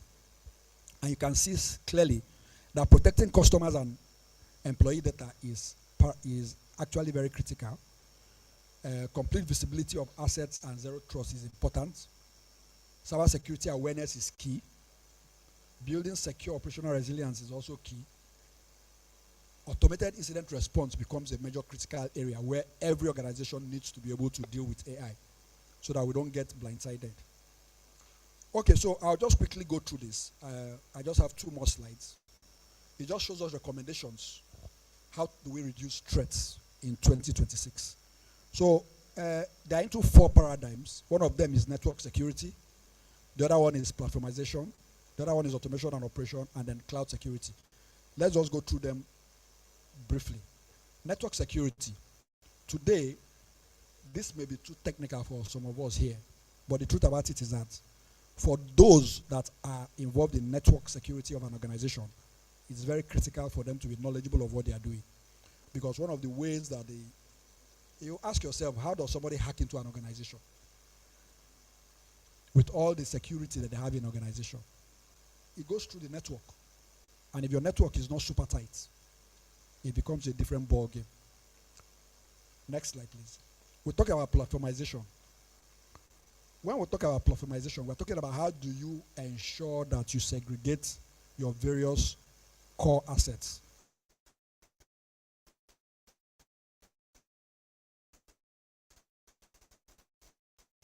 In several organizations, you have different things doing different things. So what we try to do is never put all of them in one bucket. Try as much as possible to segregate them. And when you use platformization, you containerize it.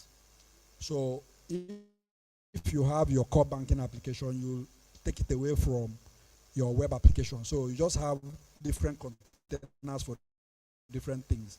So that even if the hackers get into one, they can't get to the others. Okay? So I don't want to explain the technicalities around that.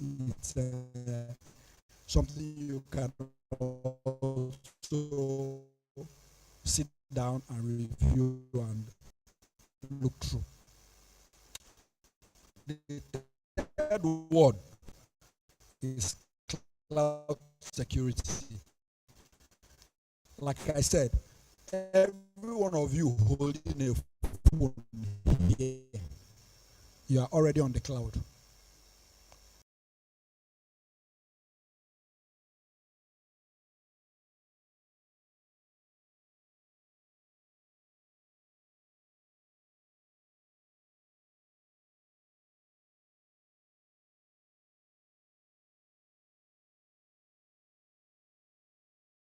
Social media.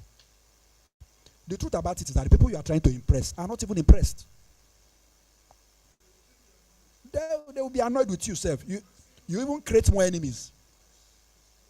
So why do you have to put your private life on social media? Are we together? People that have money, I keep on saying this, it's only poor people that do all these things. So if people that have money don't have time for. Have you ever seen Dangote posting, my wife is this, my girlfriend? Have you seen Mark Zuckerberg? I'm talking about real money. I'm not talking about, there are some money that the person just never thought it would be like that. There are people like that. They never thought they will get that kind of money. And somehow they are billionaires. And then they start posting, they are going to Spain, they post. They are entering a private jet, they post. People that you are showcasing don't care. Nobody cares. The truth about it is that you are just giving yourself yes. Nobody really cares. What you should be caring about is that you are alive, eating well, and you are not in the hospital. Are we together? Thank you. So, the last one, I talk about cloud security. It's just to protect us. As I said, everybody's on cloud. So when they talk about cloud, don't think that they're talking about as long as you're on Facebook, you're on cloud. Are we together? As long as you're on Instagram, you're on cloud. As long as you're on TikTok, you're on cloud. So you have to be very careful what you post. Even if you have brothers and sisters, also advise them. Because today, nobody's going to come and look into your house. It is what you post that they will use to determine. Are we together? When you post that you are in London, I've calculated the airfare to London. I know that for you to enter London, you must have at least minimum 500,000-600,000 that you have spent. Are we together? Flight tickets, you must have at least lose 500,000 or 600,000.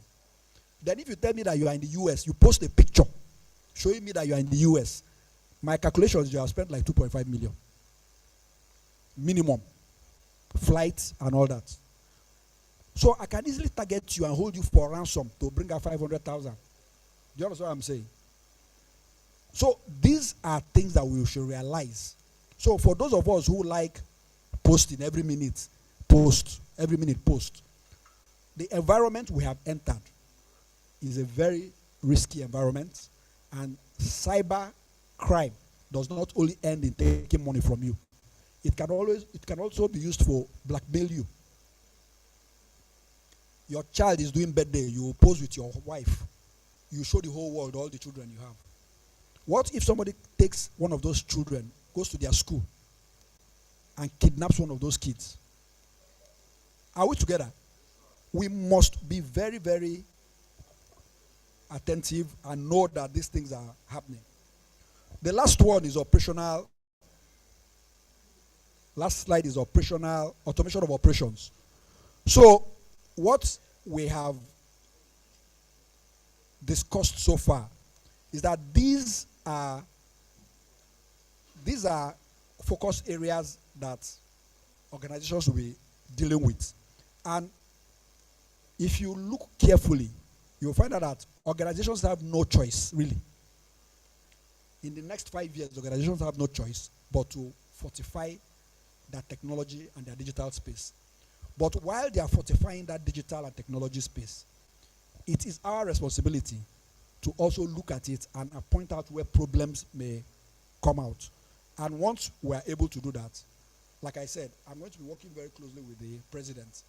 One of the major things that I have seen is the transparency in organizations. When things happen, they don't tell anybody. Everybody just keeps quiet and says reputational damage. I don't want somebody to know. But the truth about it is that thing that has happened can help another organization do better. So I'm going to be working very closely with the president and the management, the new team, to see how we can, from the ACFE perspective, how can we publish, we may not put the names of the organizations, but how do we publish incidents that happen in organizations for other organizations to take note? For instance, in the banking industry, in the insurance industry, what kind of fraudulent activities happen in 2025? How do we put it in a compendium or something like a newsletter? And we circulate it and say, look, to those people in that sector, we can say in 2026, this is what we observed. How are you taking care of these fraud-related issues? You do the same for the insurance companies. You do the same for the fintechs. You do the same for the e-payment. Because today, nobody is doing it. Once in a while, when we go for meetings at CBN, people bring up, especially the CISOs, they bring up incidents. But you can see that it is not well, the solutions are not well thought out. They will just tell you that 6 point something billion was taken from X bank. This is the reason why they took it. But they've not told you exactly what happened. Because there's a way these things happen. Is it an insider attack? Is it a compromise? There's a way it happens. So, ladies and gentlemen, I know you had a very good lunch. And I know that as far as the SCF is concerned, we must prevent fraud and corruption in Nigeria. And that's part of the reason why, when the president made a statement, that part of the reason why we are not in Sheraton today, or why we are not in Eco Hotel, it is not that we cannot go and tell XYZ governor to give us money. We can. But this association has a reputation, and that reputation must be protected. So I want to thank you for listening. I know I came at a very wrong time when you were eating. But thank you for listening, and have a blessed day. I don't know if there are questions. I don't know if there are questions. I can always take questions. Thank you, Steve, for that wonderful delivery. There will be a lot of questions, so just prepare, but tighten your belt. We have questions. Many of us are victims, so we want to see how this situation can be remedied. If you have questions for the facilitator, kindly signify by raising your hands so that we can manage the time, both online and then physical. Yeah, I think we have a second. So I have one, I have two. Any other question? Anyone in the house? If not, we'll check those online. Okay. Okay, one person online. Okay, three people. We'll take all the three questions together, then you provide answers to it. You can give them the mic in no particular order. Thank you very much. Congratulations to the new president, and thank you very much for your beautiful presentation. I know we are all at risk. So, how do we protect ourselves, especially knowing that all those things, it's like when they give you condition, they will say accept or no. But the truth is, even if you don't accept, they will tell you there are some necessary ones which they will still take anyway. I have two phones. I have one iPad, and I have maybe two laptops. You are highly digital. My work demanded it. Yes. So, sometimes I see that without my linking these devices, you will just know that somebody is shadowing you. I have had to go to MTN more than once to say, it looks like I'm not the only one using this number, and they deny it. So how do we save ourselves from those unworthy marriages that we are not aware of? That is one. Number two, I have like 3 or 4 previous iPads. I cannot give them out because I don't know the depth and the extent of information I have. I have like my past 4 or 5 phones, which maybe it had one problem, it was overloaded, and then the phone crashed. My pictures are all there. My information is there. How do I retrieve without compromise? Then you said something about banks and corporates not wanting to share their information. It's just like a man going to share his domestic problems outside. If you ask the big 5 or the big 4, they know the details of these things, but they cannot share individual. They give you the wholesale. I'm glad that you want to work with the banks. You may be able to get what you require, but I believe no bank will give you, because it's a competitive world. They will say Zenith has been hit 200 billion.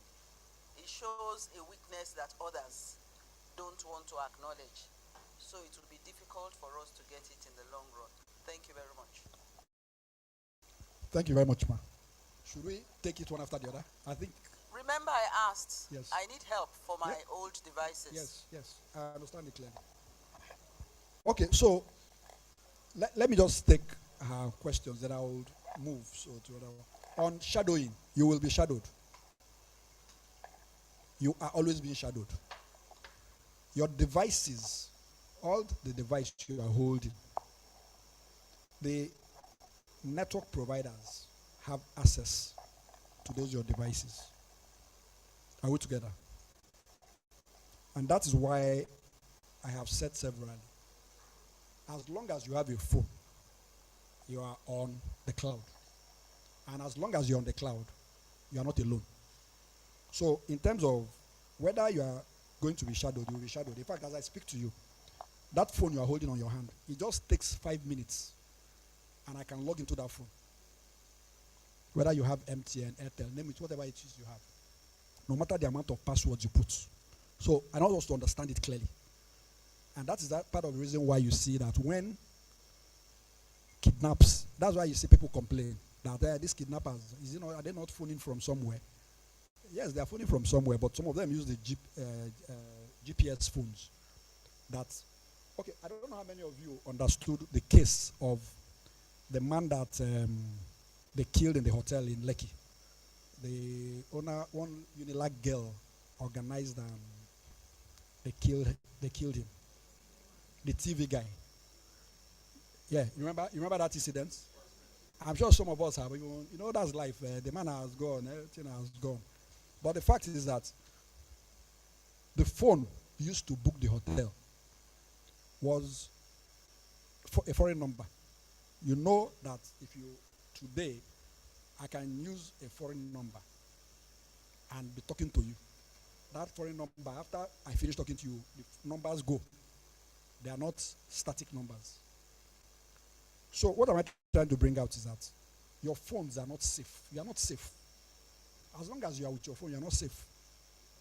So to answer Madam's question, shadowing, you will be shadowed. That is part of the reason why you see people like Dangote don't carry phone. People like Mark Zuckerberg, you never see them with phone. But you and I, we don't have that kind of money now. We have to carry phone. So it is not an issue of whether you can be shadowed, you'll be shadowed. So that's answer number one.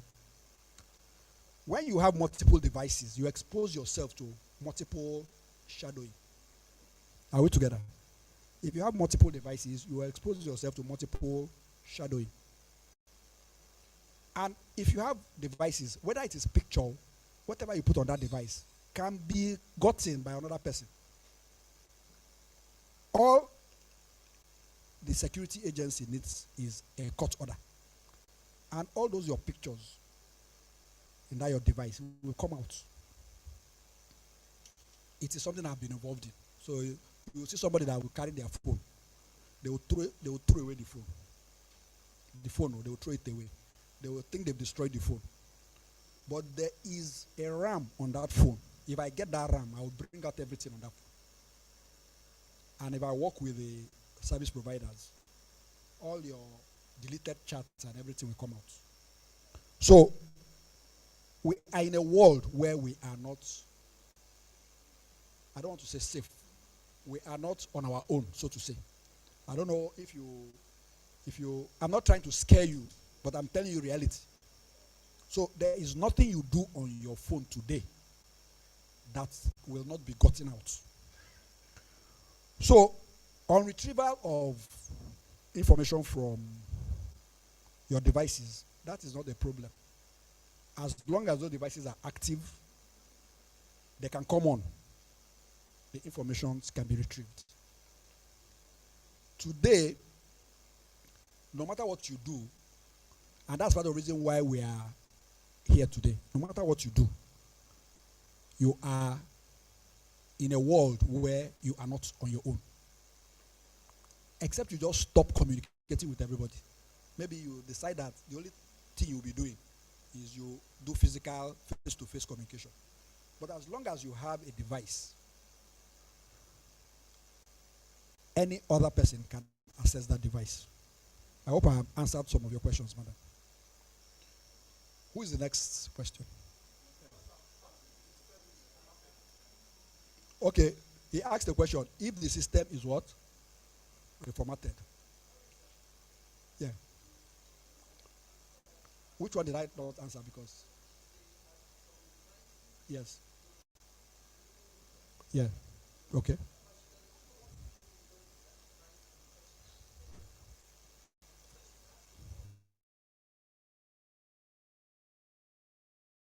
No, mommy, no, you don't need to destroy it.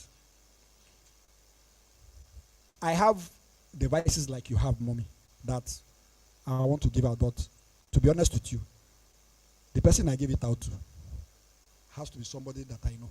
I can't give my driver my devices because if he takes that device, you see Ikeja here. We're in Ikeja, right? Computer village here. They will bring out everything on that device. It will just take time. So what I always advise people is that if you have a device that you want to give out, give it to somebody that you're trustworthy, that you don't think the person will go to that extreme extent to start checking, because it takes time. To do what I just told you, to bring out stuff from your device, it will cost you nothing less than $100,000. 100,000 naira. At least between 60 and 70. To bring out.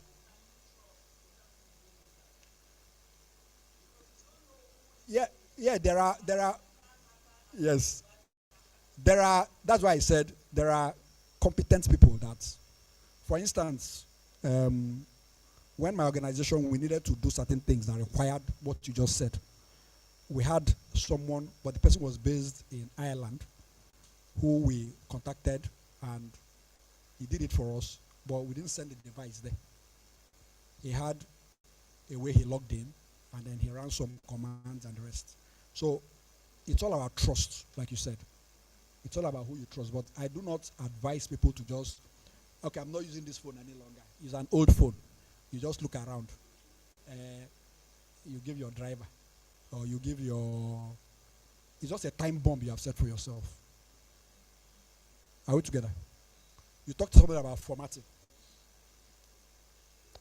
Now, when you format a device, like your laptop, the process of formatting, what does it do? It is supposed to erase the RAM, right? It's supposed to erase everything on the RAM. But unfortunately, there's something they call residual data that still sits, whatever you erase. And I can tell you, I have seen a laptop that was erased, that was reformatted.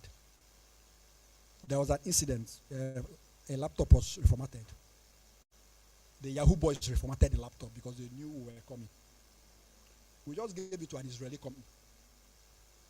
The Israeli company brought out all those information. So there are tools that will bring back everything that has been. So except you destroy, except you open the laptop, bring out the RAM, and destroy it. That is why you see in those your films you watch, when those bad guys finish doing something, they bring it out and they smash it. If you don't smash it, there are tools that can be applied on your phone, on your laptop, all those things you reformatted, that you were sleeping, reformatted it. You just see them back. Are we together? So why don't you ask yourself, how does America or Israel bomb Iran? How do they know all those places to bomb? Technology has, when people want to deal with you, they will do everything possible to deal with you. So formatting doesn't solve any problem. When it comes to crime and what we are talking about today, I mean, this is the right environment. Formatting doesn't solve a problem, except you destroy the device. And sometimes, even if you destroy it, you must destroy it properly. So that's why you see some people, even after destroying it, they will pour acid on the thing. That's what the FBI does. When they finish with your device and they don't want anybody to, they will pour acid on it, so that you don't even have any way to bring anything back there. It's an interesting session, not to create fear, but to create awareness, because we must be aware. We must be aware. Yeah.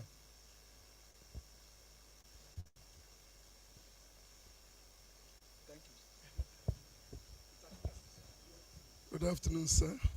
Thank you for that wonderful presentation. Even though we were having our lunch, there wasn't much concentration. But however, since we are talking about handshake with technology and trust, my major concern has been these AI videos and audios. So I really want to, sometimes they look real. So sometimes they look real, and it takes extra effort and intelligence to be able to detect that this is AI generated and this is not AI.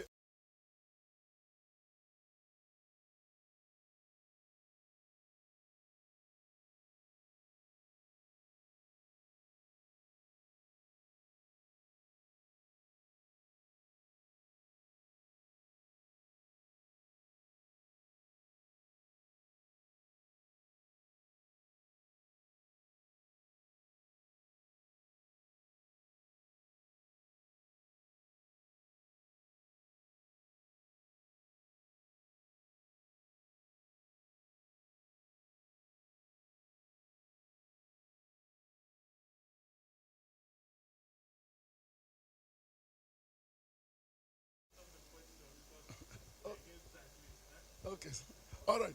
So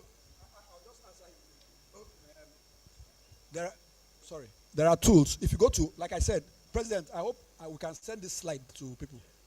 So there, if you go to slide where I have top digital vulnerabilities, they call it deep fake. That's why when you see those things, deep fake, that's what we call it, deep fake. Go to, Chairman, are you with us? Who is controlling the slides? They call it deep fake. It's one of the slides. Deep fake and social engineering. So we have some tools that if somebody sends you a video. So let me explain to you something. Today, a lot of courts don't admit photographs. They only take video. So that is why you see there was hold this thing. There was an idea I brought for Lagos State government. I brought that idea. Personal idea I brought for the government. I wanted a situation where I called it self-policing. They are doing something close to it now, but that wasn't the idea I brought. We called it self-policing. So you don't need LASMA. The strategy was that you don't need to have LASMA to chase vehicles. You know, if you do something, go one way, LASMA will. So we came out with the idea that people can actually take pictures of a vehicle that is on one way. But we found out during the experimentation that I can actually carry your picture and your car and put on a one way. Sir, as you are sitting here, you know I can carry your picture now. With a lady, I'll bring a lady by your side. And then I'll send it to your wife. And I'll send it to Madam. You will not be explaining that I didn't go anywhere. Madam will now show you a picture. So we call it deep fake. So there's a tool that we can use to separate deep fakes. So in most security organizations, if you send a picture, they don't admit it as evidence. Are we together? They don't admit it as evidence because picture can be manipulated. So videos are taken as evidence. But now, there's a court in the US that said this video can be taken as evidence because now, even now, people have used AI to. I hope you see most of these pictures they take with our president. They will show he and Obi boxing. So there are tools we have. We have about 5-6 generic tools that I can share with you privately.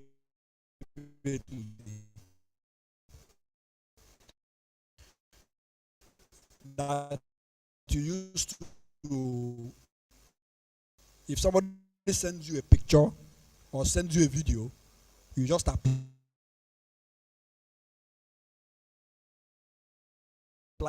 it. It will tell you whether it's fake or not.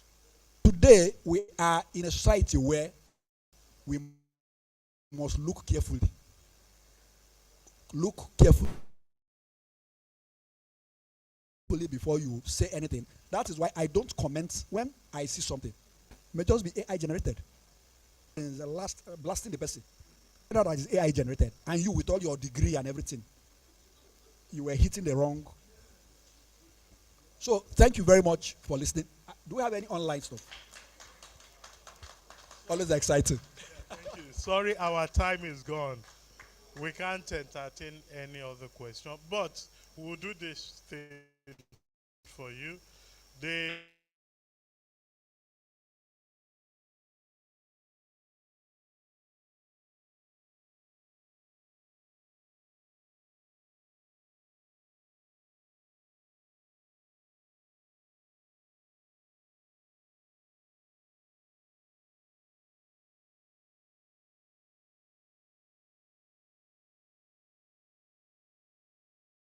We want to appreciate our facilitator. And so to do that, I will want to call on one of the board members. Do we have Dr. Bolariwa in the house? I'm not sure he is. Okay, so I'll fail over back to my president. Please, kindly do us the honor to appreciate the facilitator and also present him a plaque for doing a fantastic job.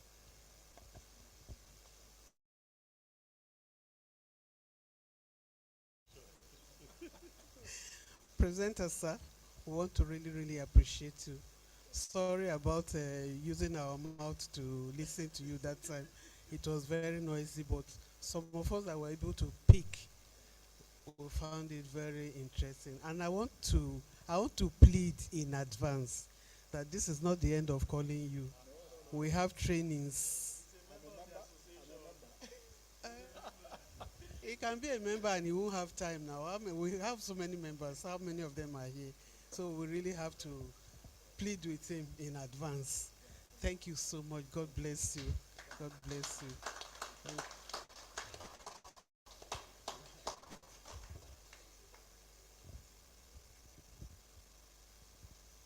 On behalf of ACFE Southwest Nigeria, Chapter 201, we want to give you this token.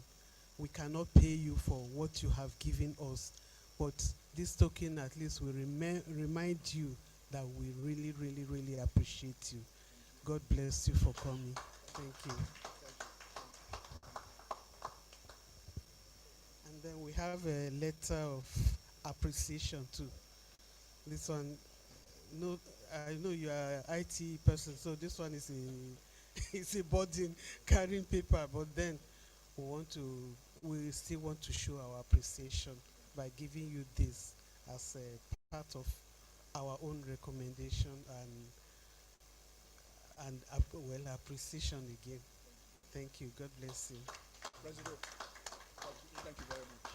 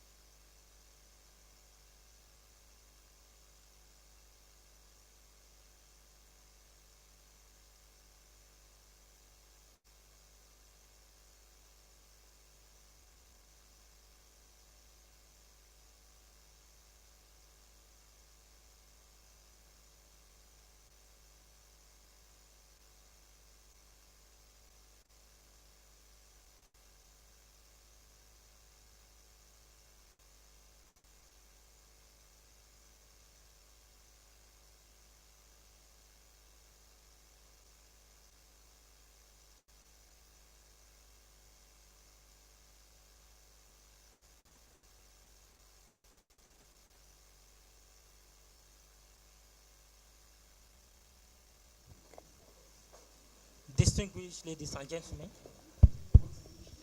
we'll be moving to our last presentation for the day, where we will be giving you we will give you three presentations for the value of one.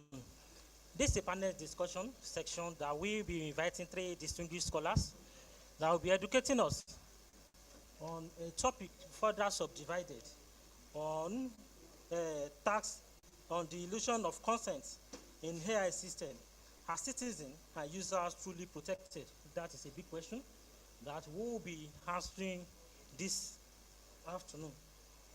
The second presenter will be looking at the algorithmic biases as a hidden fraud risk, not just an ethical issue. And the last topic for the day will be the rise of black box fraud when AI decision cannot be explained.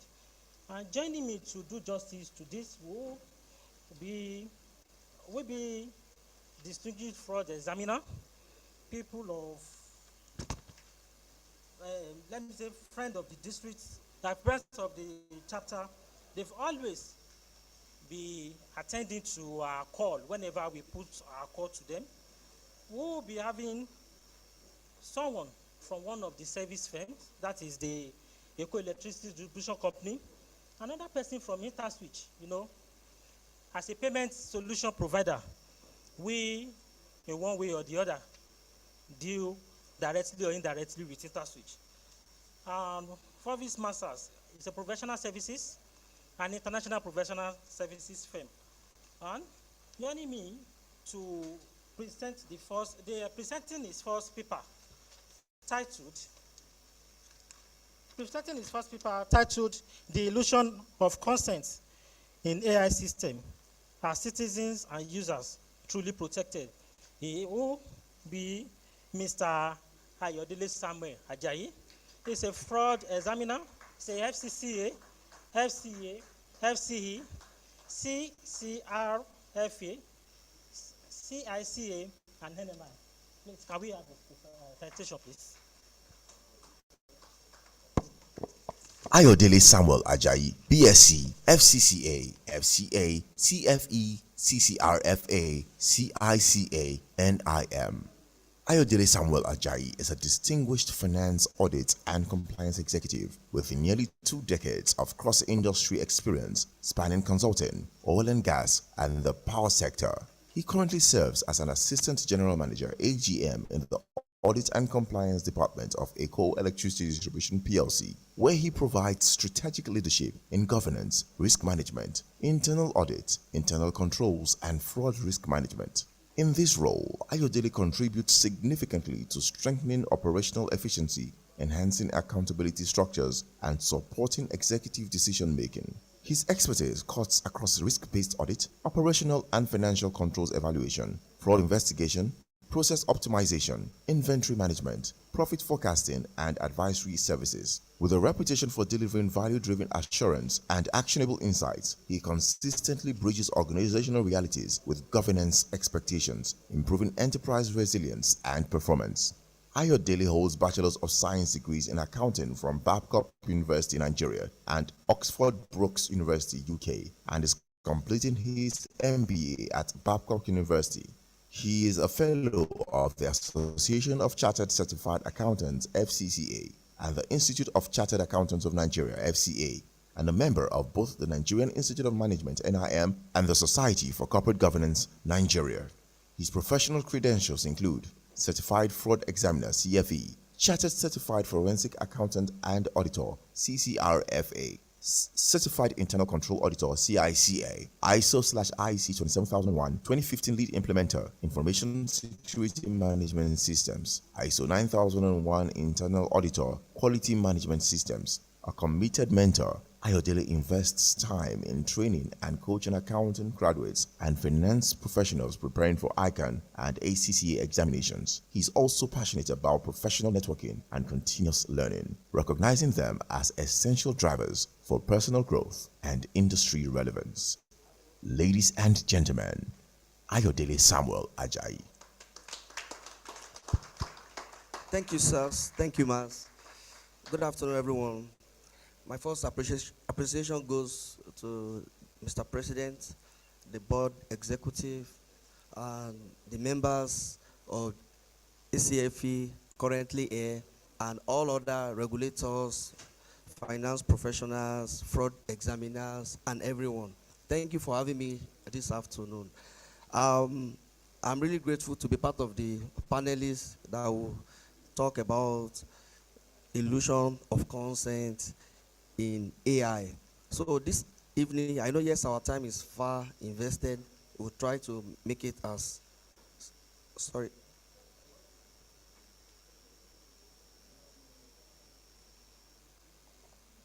Thank you.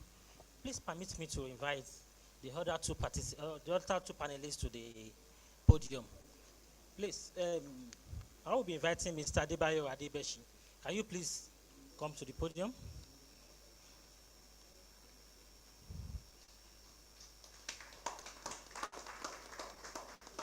Mr. Okedari Finifolo, CFE, please kindly come to the podium. Yes. Thank you, sir. This is here. All right. Okay. Thank you. All right. So very quickly, we'll delve into consent, illusion, and how all is embedded in AI. The illusion of consent in AI system. The question is, are citizens and users truly protected? It's something that affects all of us, whether as a professional as an individual, as an organization, as a regulator, nationally and globally. So very quickly, we'll be looking at different content that have to do with consent, the foundation of trust. Another question is consent enough? What are the implications on fraud, implication on the regulators, implication on you as individual professional? What are the implications on the organization? What is expected of us all? What are the practical recommendations that can be executed to help mitigate this risk? This risk cut across everyone, as an individual, as an organization, as a country. Now, the question is, what do we understand by consent? Now, we are going to try as possible to make it as practicable as possible. Everybody gives consent. We all know in these days, it is essential that every individual involved in different activities that cut across the banking, the telecom, the digital online services, public administration. It is. Excuse me, sir. Please, sorry to disturb this section. Please, if your outer vents are black, a number plate ABC 545DC. Please, your attention is needed. Thank you. Okay, sir. Okay. So, hello.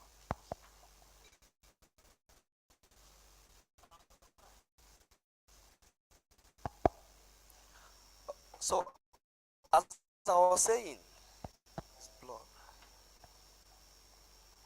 was saying, we all, one way or the other, have a need to engage in different activities that cut across the banking, the telecom, the health sector.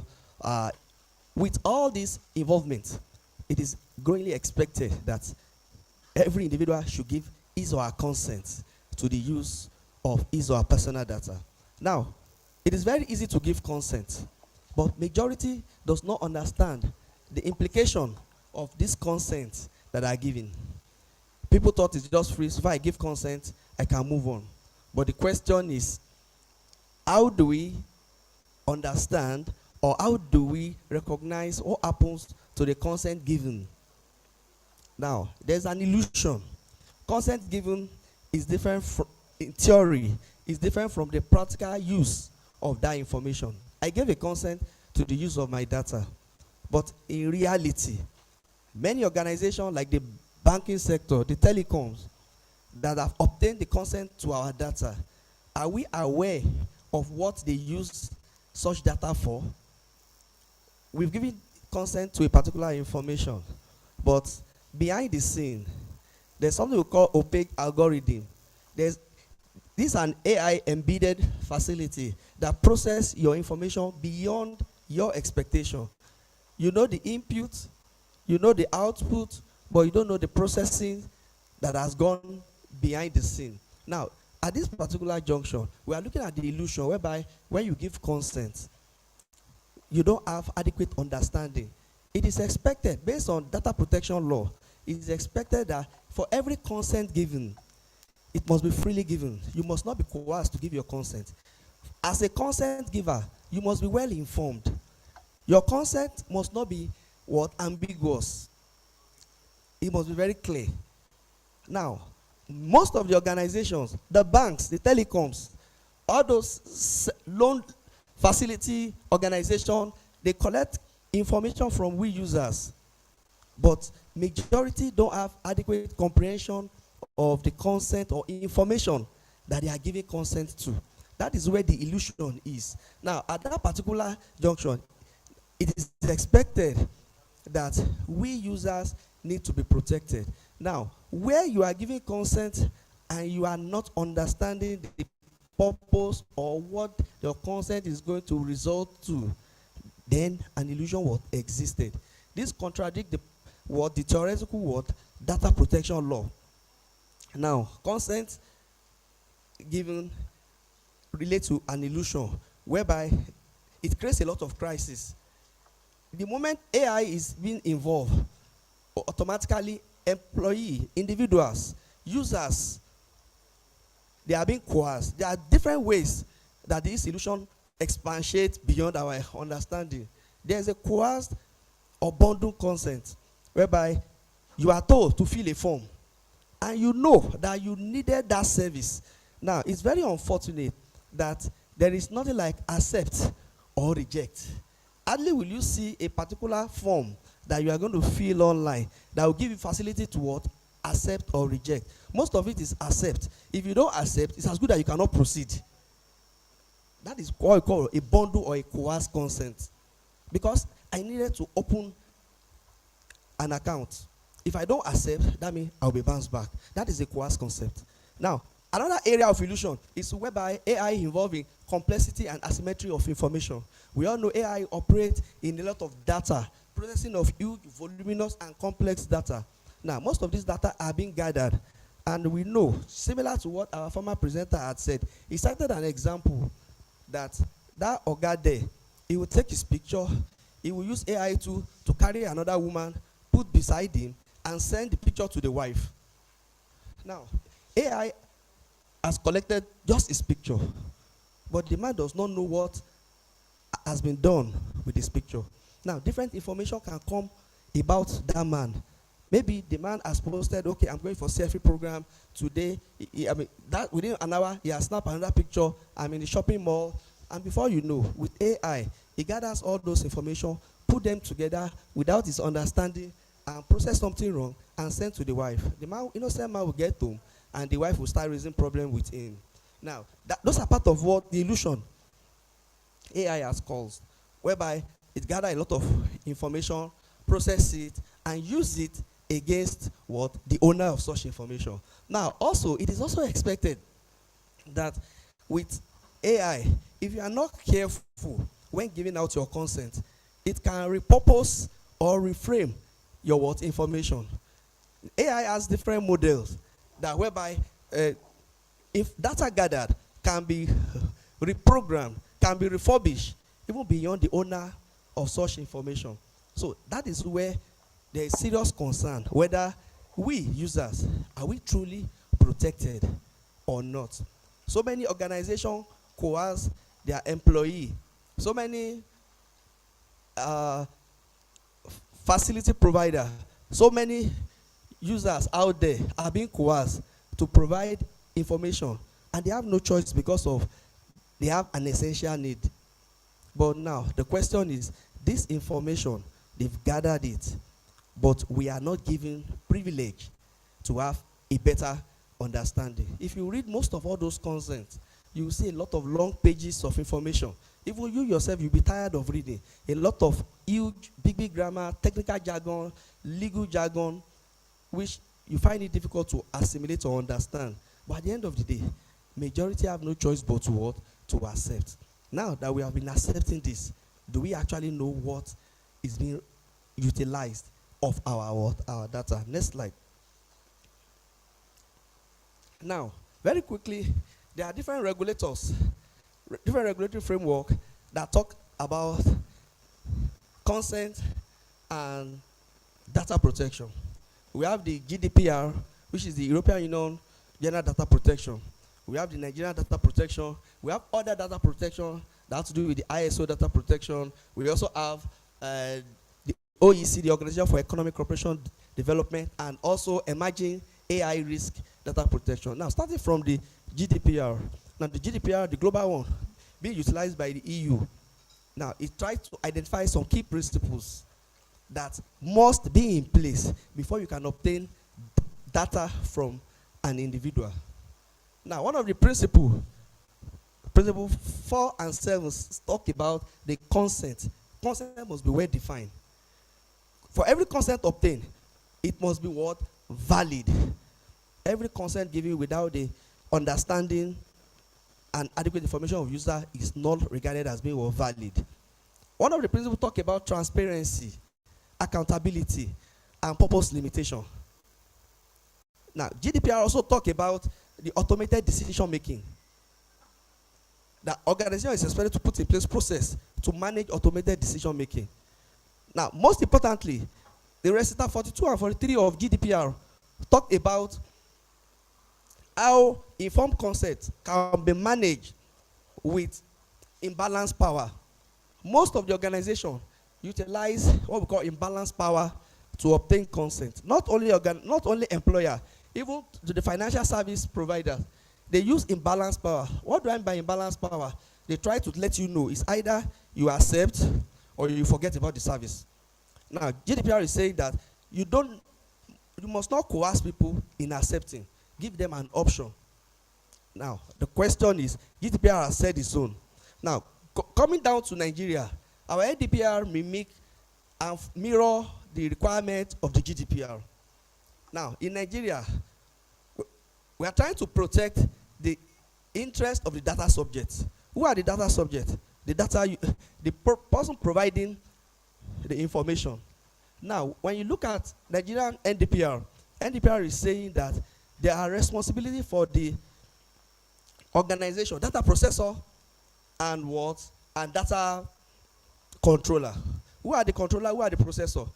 The company that manipulates the data, the company that requests for the data, the controller, the processor, those that utilize it behind the scene.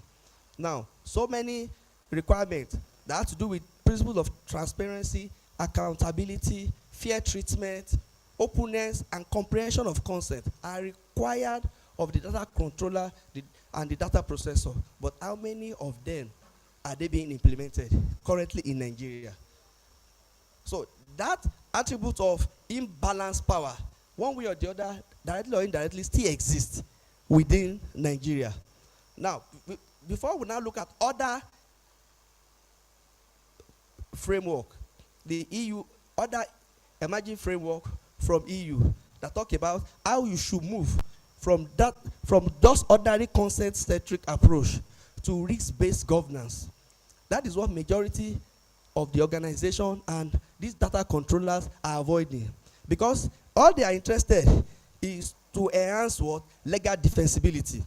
They want something they can shield themselves, but they have failed to what? Take full responsibility for transparency, for accountability, and for how a human factor will be considered when utilizing their data. Next slide, please. Now, we all know that obtaining consent is insufficient. Getting consent is never sufficient. Now, how and why are these not sufficient? You gave me a data, you gave me a form, I had gone through it. But because of the lengthy information contained in that form, I find it difficult to comprehend, or except maybe I involve a legal practitioner to come and interpret it for me. Now, I get a lot of data, but I don't know how such information are being processed under the downstream. Information has been provided, but behind the scene, my information has been manipulated, has been utilized in several ways, which I myself, I am not aware of. A good example is the NIM linkage. Now, everybody is required to involve in biometric capturing.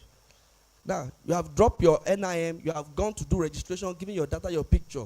But whether you like it or not, you have done with one bank. Those banks have a platform whereby the moment it's being uploaded, every other person sees what? That information.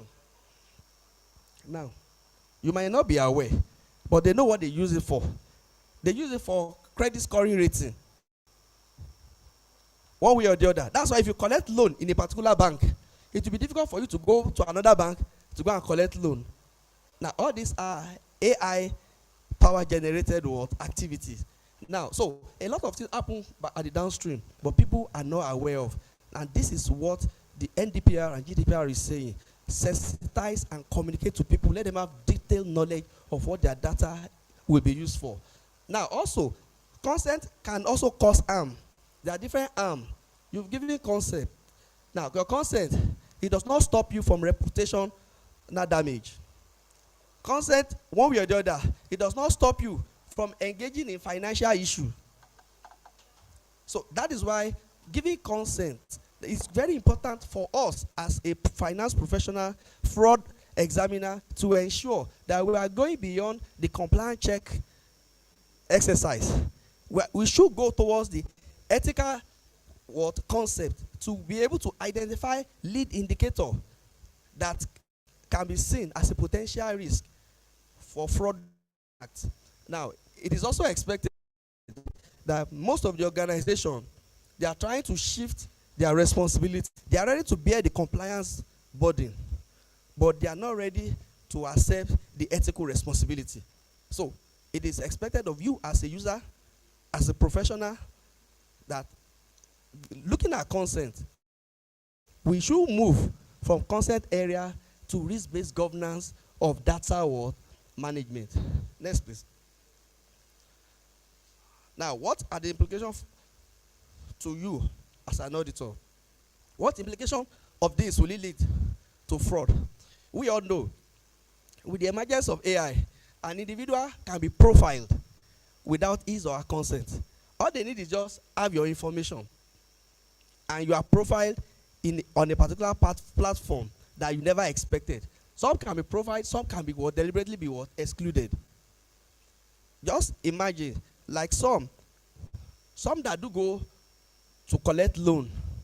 How many of us has gotten an unexpected automated message from this loan app? Whereby severally. Now, loan app that you don't have business with them, the next question you ask yourself is, how did they get my information? They will be reporting either your brother, your sister, your neighbor, somebody close to you. Someone that you might not have spoken to in the last 10 years. They will be reporting the person to you. Now, the next question you ask yourself is, did this person, the uneducated one will first think whether that person has used his or her name as a guarantor, right? But the educated professional will know that, this is what AI at work. So those are part of the issues. And some of them will even threaten you that if you don't pay, that they have used you as a guarantor. If you don't pay, they will come and arrest you. That is fraudulent. Something I'm not a privy to that activity. So why will you send me a coercive message? So those are kind of implications that happens. With the use of AI, fraud risk is inevitable if not well managed. Now, for we auditor, it is always expected that when you are carrying out an audit of Data Protection Act, it's expected that yes, you check consent. But the problem is, it is beyond concept. Because when the issue happens, legally, it will be not be a defensive option, because the consent might not be valid. Now, it is expected as an auditor, are you just auditing books? You are just auditing the document. Oh, as an auditor, you have a checklist. Okay, is consent of the yes? They give you consent. Everybody just tick, tick, tick. You think it has passed. The question you ask yourself is, those people that tick, tick, tick, do they actually understand what they have ticked? 2, you auditing the document. You ask, okay, is there a privacy policy in the organization? Is the policy circularized to everybody? Even though it's secularized, how many people actually read the privacy policy to understand it? Or is this privacy policy, is it linked to regulatory requirement? It's easy to tick. But the question is, go beyond the legal requirement. Most of these concepts are seen as legal artifacts or legal ritual that people just use. But the question is, as an auditor, in this risk-based environment, we should be able to move beyond the legal artifacts and move towards ethical dynamism. So it is expected that you as an auditor, you are very conscious of governance around AI risk management. And we all know, by default, regulatory sanction, litigation, they are all very, very important. They cannot escape it, because there's possibility that some learned person will come and challenge the use of his or her data. I heard that somebody sued either MTN or Airtel millions of naira over the wrong use of his or her data. But a lot of people are very ignorant. Majority, 80% of the people are ignorant of this. Those guys, you can easily make good money from them. But unfortunately, because we are not well sensitized, we are not well informed, they just utilize our data anyhow. Are you not surprised during election? APC will send you message. PDP will send you message. You now be asking yourself, I never have any family member that is a politician. So how come they have my details? So all these are part of what? Issues. Implication for what? The use of what? Consent in an AI embedded environment. Okay. Now moving beyond AI. Now, what are the recommendations expected for you as an individual, as a professional? What are the recommendations for regulators? Because everybody have responsibility in this. The regulators are responsible. Organizations are responsible. We, the professional, whether you're an auditor, a forensic expert, a fraud examiner, we are all responsible. Every regulator must ensure that we need to move from this compliance check mentality. They need to move to risk-based governance. They need to be able to ensure that adequate measures are in place.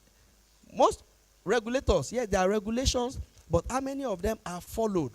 Yes, for financial services, yes, I respect them a lot because there are a lot of regulations that are being followed. I'm aware that a lot of these banking app, this lending app, they are sanctioned. Some of them, their licenses are withdrawn for all this coercive consent and the like, for sending some sarcastic messages to people. But what about other regulators? What are they doing about enforcement of regulation in what? In their sector.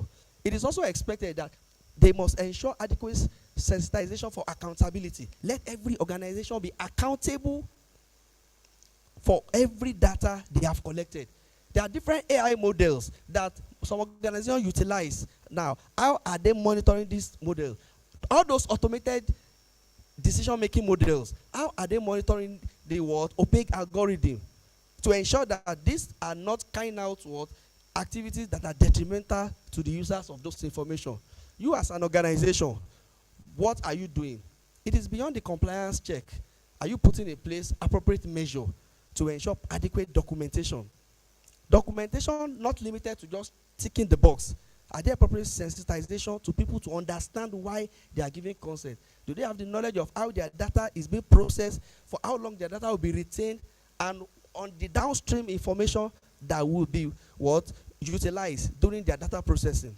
Then we, auditors, what are our responsibility? We need to know how to expand the scope of our work to include consent. How do we what? Ensure that that consent goes beyond the ticking of the box? How do we enhance understanding of the users of those information? Also, we need to also look at how to involve in data governance, how to manage data, and how to move from this normal ticking of the box on to move toward the risk-based approach that enhance ethical what? Consideration. And finally, as the auditor, don't forget you must be sensitive and you must develop yourself. Auditor, which is expected to what? Equip himself, have a multidisciplinary skill that cut across financial aspect, ethical aspect, and technology. You cannot say you are an auditor or a fraud expert and you don't know how to use technology. You also must be sensitized about ethical requirement. That is why this conference has been useful.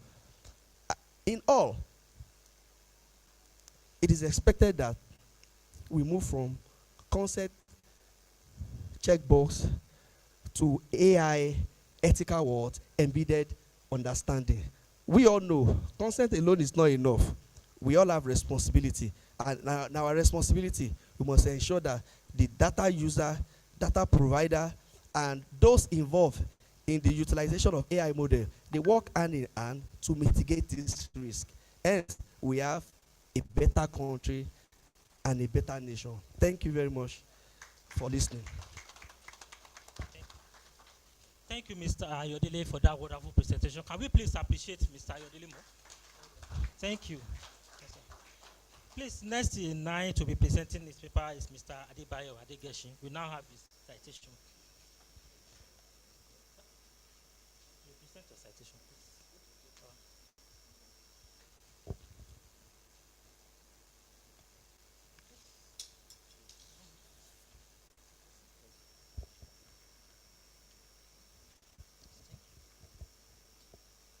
So good afternoon, everyone. Do you want to do the citation or should I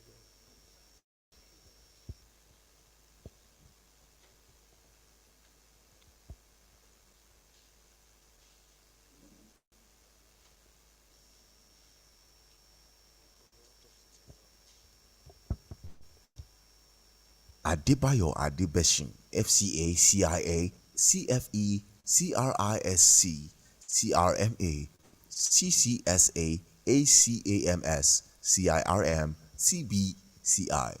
Speaker, author, mentor, and thought leader. Spoken in various GRC thought leadership conferences. Enterprise risk leader, chief audit executive, business resilience advisor, board governance advisor, former board member at IIA Nigeria for over 10 years, currently IIA Global appointed subject matter expert, IRM UK Africa appointed regional interest group chair for Nigeria. For over 2 decades, Adebayo has advocated for good corporate governance and ethical business through governance, risk management, and internal audit leadership. Bayo trained as a chartered accountant with Deloitte, where he audited a wide range of clients, including major national and international banks and other financial players. He transited into financial technology in his career and is currently the chief internal auditor at Interswitch, where he leads the strategy and execution of a technology-driven internal audit program for Africa's first fintech unicorn. Before his current role, Bayo led risk management and business resilience for Africa operations at IHS Towers, now listed on the New York Stock Exchange, and has also held finance and assurance roles at MTN, Keystone Bank, and United Bank for Africa, UBA.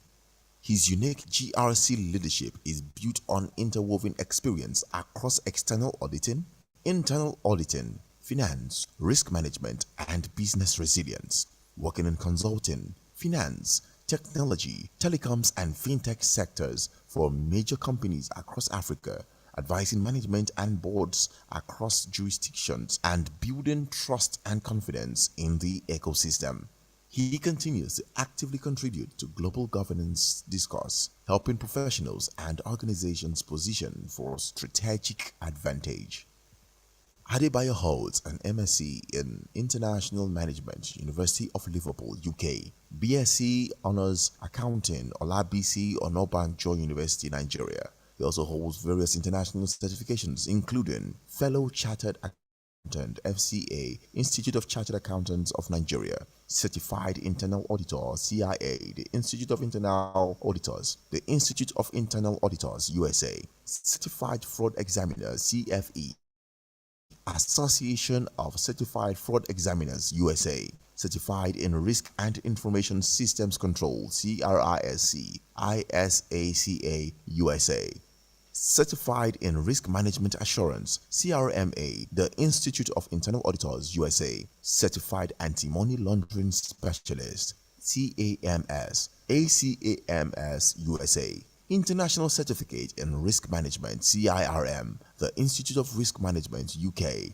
Certified Member, Business Continuity Institute, CBCI, Business Continuity Institute, BCI, UK, ISO 22301 Business Continuity Management Lead Implementer PECB, Certification in Control Self-Assessment CCSA, the Institute of Internal Auditors, USA. Ladies and gentlemen, Adebayo Adebeshin. All right. First, I have to thank you very much for your patience listening to that long story. I mean, I would have shortened it if I knew it was going to be read at this kind of time. So apologies for that. I just think it's the protocol, and I mean, it's important that the program runs the way the organizers want it to run. So first, I want to thank you very much again for being here, for the integrity of waiting for the program to run its course. And it shows that in every team, in every gathering, there will be a core. So this appears to be the core of this conference for today. Thank you. A round of applause for yourself, if you don't mind. Thank you very much for listening. So my topic that I've been given to talk about is algorithm as a bias. Algorithm bias being much more than ethics, but also can be a hidden fraud. So first is to talk about what algorithm is, just to quickly talk about it. By the way, it is 4:11. I've been given 15 to 20 minutes. Finn is going to be speaking after me. Keep me honest. I want to stick to that 15 minutes. Thank you very much. You will still help me with the slides if you don't mind to tap, because I'm afraid of your technology. Can I use, is it this way? Okay. Where am I facing? I have to face you. This one. This one. Show me, please, if you don't mind. Okay. All right, that's fine. Okay, that's fine. So, quickly, starting with the end in mind, what do you want in your cart at checkout?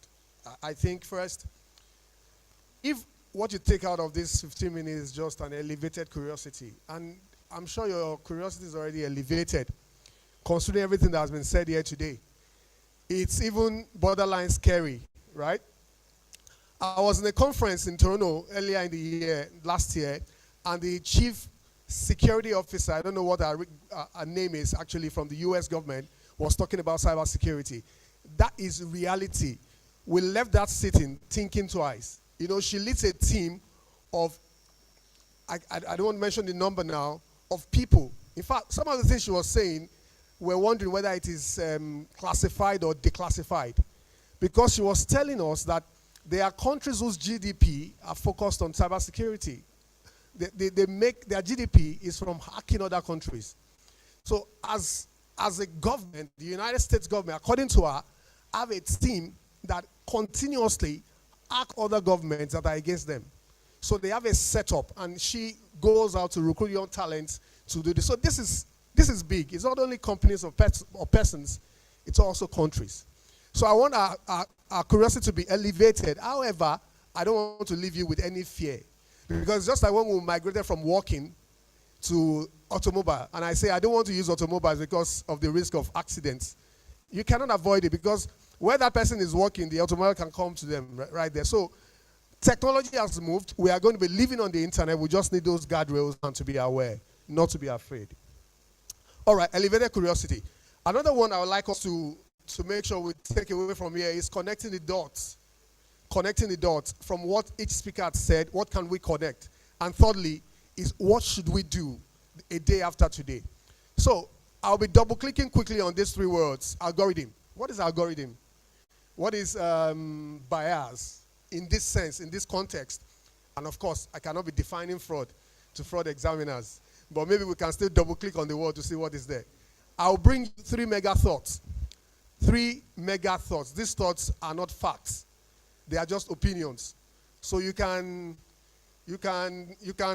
using street language, you can tackle me and say, I don't agree with you on that one. Because they are not facts. They are just opinions. But I believe facts are better than opinion. Facts are more expensive, right? Opinion is common. Sorry, facts are common. It's everywhere. It's the truth. Everybody knows the truth. Opinion is expensive. If you ask me to give you my opinion, I'll charge you for it. But facts, facts are free. The opinion is flexible. So there are going to be opinions, not facts. And thirdly, they have a time horizon. Whatever I say in these three mega thoughts can expire. So you have to check it after tomorrow. Are you with me? Are you with me? Yes, I want it to be a little bit debatable. So it's not going to be like very straight. Those three mega thoughts. So let's go into it. First is double clicking on algorithm. What is algorithm? Simple. It's just the step that you take when you brush your teeth every morning. You know, algorithm. So that's all. It's just a logic built into a system to execute something. It's an algorithm. It's as simple as that. It's a process or set of rules to be followed in solving a problem. So if a problem is that somebody needs cash, somebody wrote an algorithm so I can walk to a machine, put in an ATM. You've told that ATM what to do. There's a set of rules So when you send that stuff into it, it goes, travels into the downstream, and a set of orchestration is happening, asking questions and answering. At the end of the day, it returns a decision to you. Insufficient fund or transaction success. So that's an algorithm. But we know that there's a lot that's been attributed to algorithm these days. When you hear the word algorithm, it sounds like something that is very bad. If I have time, I'll tell you the story of Cambridge Analytica that helped algorithm to have a very bad name after the Trump election. But let's hope we have time for that. So that's double clicking on that. But let me start with my first mega thought. Algorithm is not inherently bad.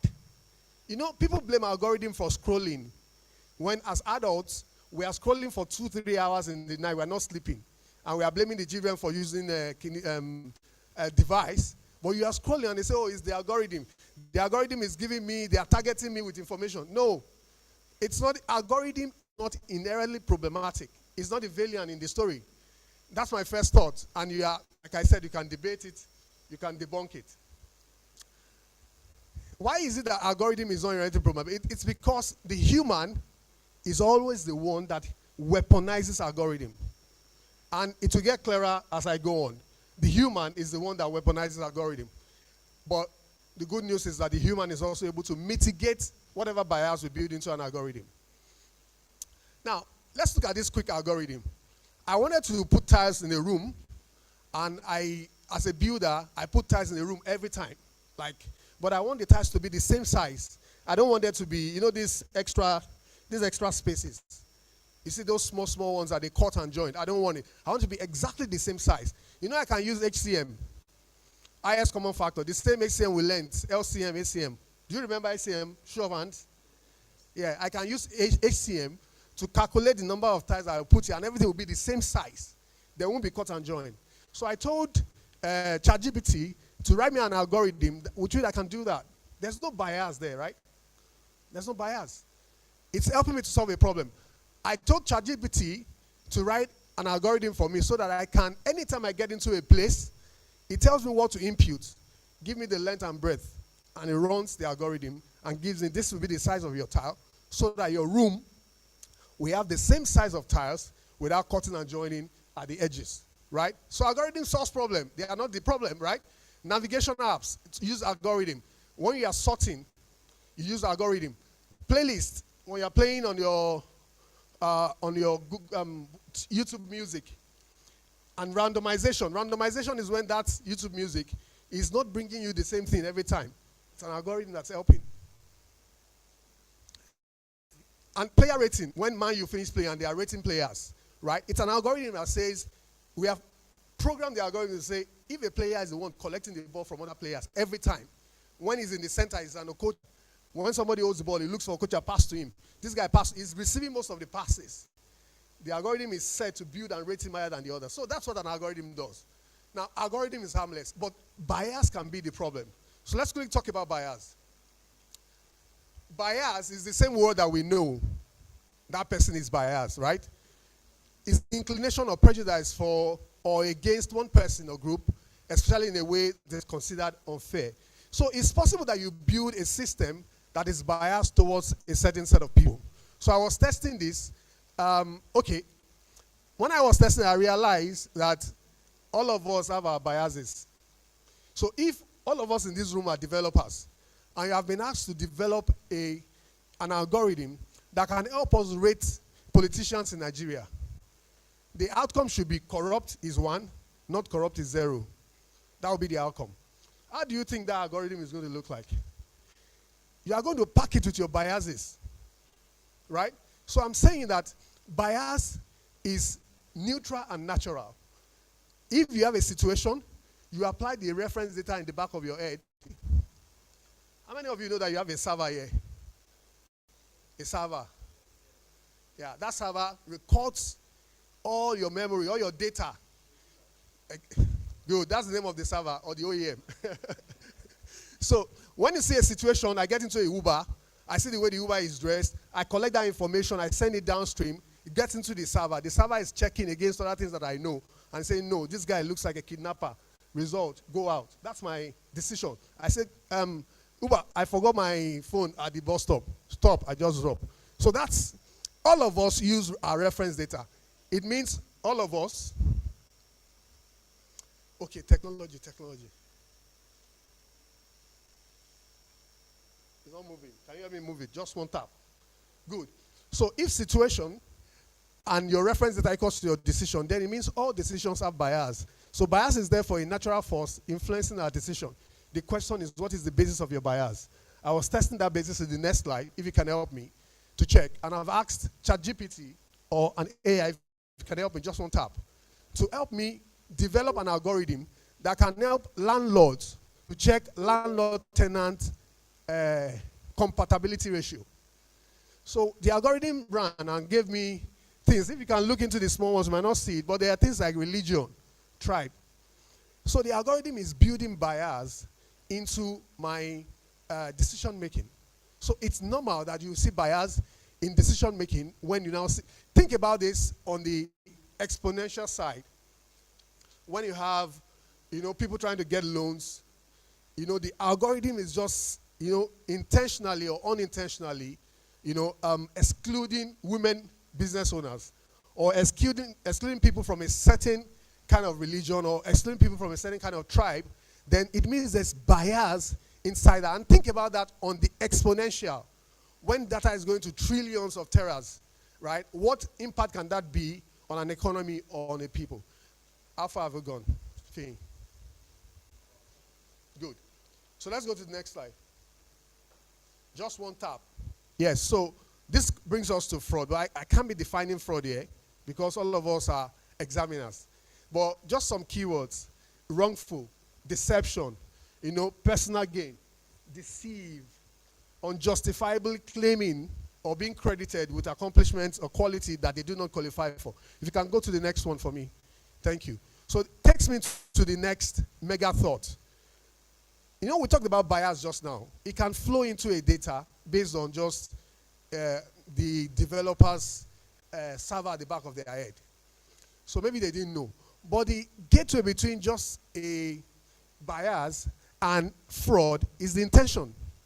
When something becomes intentional, maybe your company now see that we are excluding women entrepreneurs from a certain type of loans.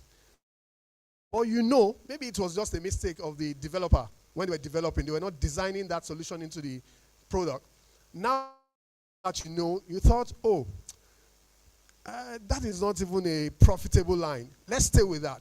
That as intentional setting, it could become fraudulent. It could also become intentional fraud when a developer intentionally built a backend, built a bias into an algorithm so that they can profit, whether as a person or as an institution.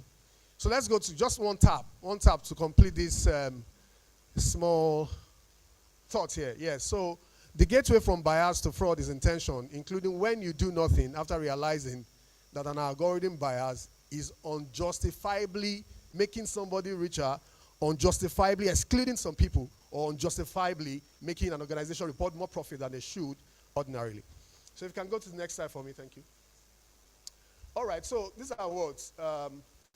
Intentional, there's some manipulation going on. It can scale because of AI. Scale. Unjust enrichment, wrongful denial, systematic harm to a population. So you can see the movement up there at the title. It moves from neutral, it moves to unethical, then from unethical, it can move to fraudulent. So let's see if I can have one or two more slides before I hand over these are some examples of, bias becoming fraud at scale. Sometimes the algorithm is used to hide the bias. It's used to hide the fraud with biases. So when you are receiving a lot of false positives on a particular line, you are probably not focusing on something. So that algorithm, in that sense, is used to, hide a fraud, and it could be used to perpetrate a fraud. Think about it. I think people in the U.S. sometimes a certain population, because of the history, they claim there could be, systematic exclusions for certain population, meaning when you get to certain places, you can't get certain things done because of where you are from.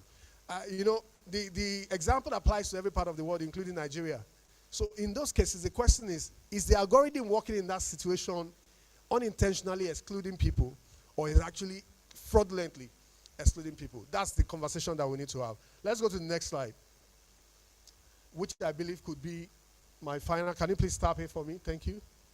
Yeah, so bias is turned into real fraud, historical bias, wrongful flagging, threshold bias, where this threshold, for this person is okay, but for that person becomes a problem. Label bias, where we have prejudice in certain, for example, there are some of the actual legal and ethical ones that also come from positive bias, in my view. Like if I see a transaction coming on a kind of product from a certain geography, I think it's fair for the reviewer to say, okay, what's going on here? But when you allow that to go exponential, and it becomes unjust profiling, when you get to an airport right now, assuming that there are no people there and they were using algorithms only, and you present yourself, and you put your green passport in, the algorithm is going to be almost biased against, depending on the port of entry that you are in. But the algorithm should be built in such a way that after those checks, immediately you can open the next level, you are able to say, yes, this person is certified. For example, when you have the tag that you said you wanted to take, the MC, when you carry the ACFE tag, the algorithm should respect you, right? All right, let's go to the next one.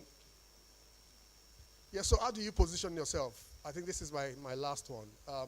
I try to be as quick as possible and not to go into too many examples, just save time. But how do you position? Let's see what we have on that slide quickly. Yeah, so recognize the sources of bias. Some of these biases, will be there. There's historical data. It says that, for example, I had a laptop here. A laptop got missing at some point, right? No, maybe it was misplaced. Hopefully it will be seen. But when I was leaving my seat, I decided to carry my laptop. Historical data immediately. Am I biased against the people sitting around me? Yeah. Is it bias? So, bias is like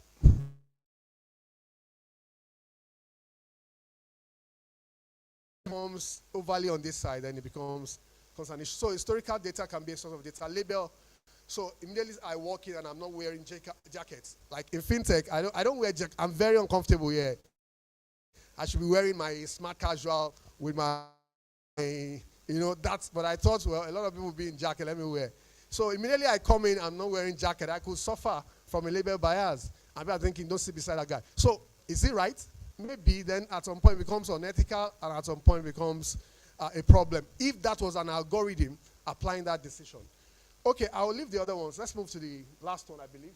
So what should you take away?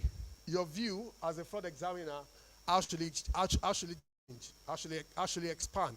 Let's look at it. Just drop it for me quickly so that I can invite Fee. Just drop everything. Thank you. To come. So model fairness. As we're auditing financial data, we are thinking about what is the model, what is the algorithm behind this. So you are looking at who are the vendors that were selected. You are thinking of the vendors. Why not? Is this selection algorithms? We have not done them before. We need to be frank with ourselves. Some of these areas you have not reviewed them before, but we have to be bold as fraud examiners to go into those spaces and ask those questions, and so that you can learn as you go on. Data integrity is key. Human override is a key area to always check, and then to be able to trace anytime you think there's harm. That's why complaints management looks like a small control, but it's a key control. When somebody begins to complain, and you must be able to join that effort to trace where the harm could have been from. Ladies and gentlemen, I'm going to leave it at that because of time and invite the moderator to take over. Thank you very much for your attention. Thank you so much, Mr. Adebayo. You actually spent beyond 15 minutes. But the good news is that will not be penalizing you. Distinguished ladies and gentlemen, please let's appreciate Mr. Adebayo. Please, next to present his paper is Mr. Feyifolu Okedare.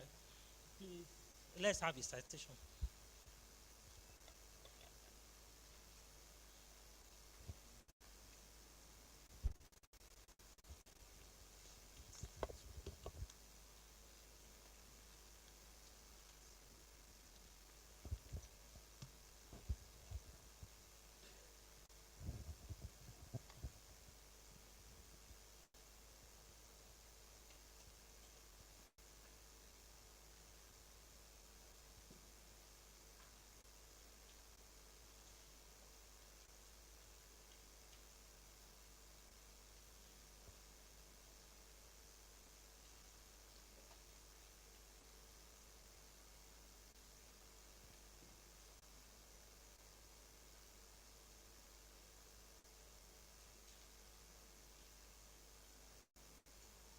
Okedare Finifolu. Finifolu is a certified fraud examiner with 20 years of remarkable experience in fraud risk assessments, forensic investigations, internal audit, information technology audit, third-party compliance reviews, and business process reengineering. He is currently a director in the consulting practice of Forvis Matters in Nigeria, where he oversees the risk consulting function and the technology and digital consulting function. He and his team carry out internal audit engagements, AML reviews, enterprise-wide risk assessments, forensic investigations, board performance reviews, general IT controls review, and cybersecurity assessments. Prior to joining Forvis Matters, he was the pioneer head of IT audit department in Eco Electricity Distribution PLC, where he instituted the unit, provided independent assurance to executive management on the automation of several manual processes, and championed the implementation of IT governance and information security framework, aside his routine IT investigations and audit responsibilities. Previously, he was an experienced senior IT risk and control specialist in the West African practice of Deloitte Africa, delivering IT audit and risk consulting services in the banking, telecommunications, energy, and financial services industries across Africa. He was the team lead in the Information Security Risk Unit of Access Bank, where he carried out cyber threat modeling, database monitoring, and designed information security controls within time, budget, and scope. He started his career in Chams PLC as a management trainee in the internal audit department, where he learned the rudiments of risk management, financial audit, and IT. He is an alumnus of Coventry University, UK. He has facilitated several trainings on internal audit, internal controls, risk assessments, IT audit, and IT governance. And he is currently a resource person in the Technology Faculty of the Institute of Chartered Accountants of Nigeria, ICANN. He is also an adjunct lecturer at the African Academy for Counter-Fraud and Anti-Corruption Studies, AACAS, where he lectures forensic accounting and investigations. His weekly letters to auditors titled Dear Auditor is widely read on LinkedIn. He is a global ISACA mentor, passionate about the emerging technologies, possesses strong project management skills, multicultural competencies, and committed to continuous learning. Ladies and gentlemen, Okedare Finifolua. Thank you, everyone, and a very pleasant good evening to us all. I must sincerely appreciate you for waiting this long, both us here physically and our very committed members online.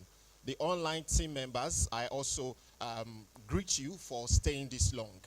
I'll be talking about the rise of black box fraud, where AI decisions cannot be explained.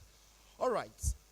I know we have a mix of, yes, majority of us here are certified fraud examiners, but I know we also have auditors right in here. So I will make it very, very practical.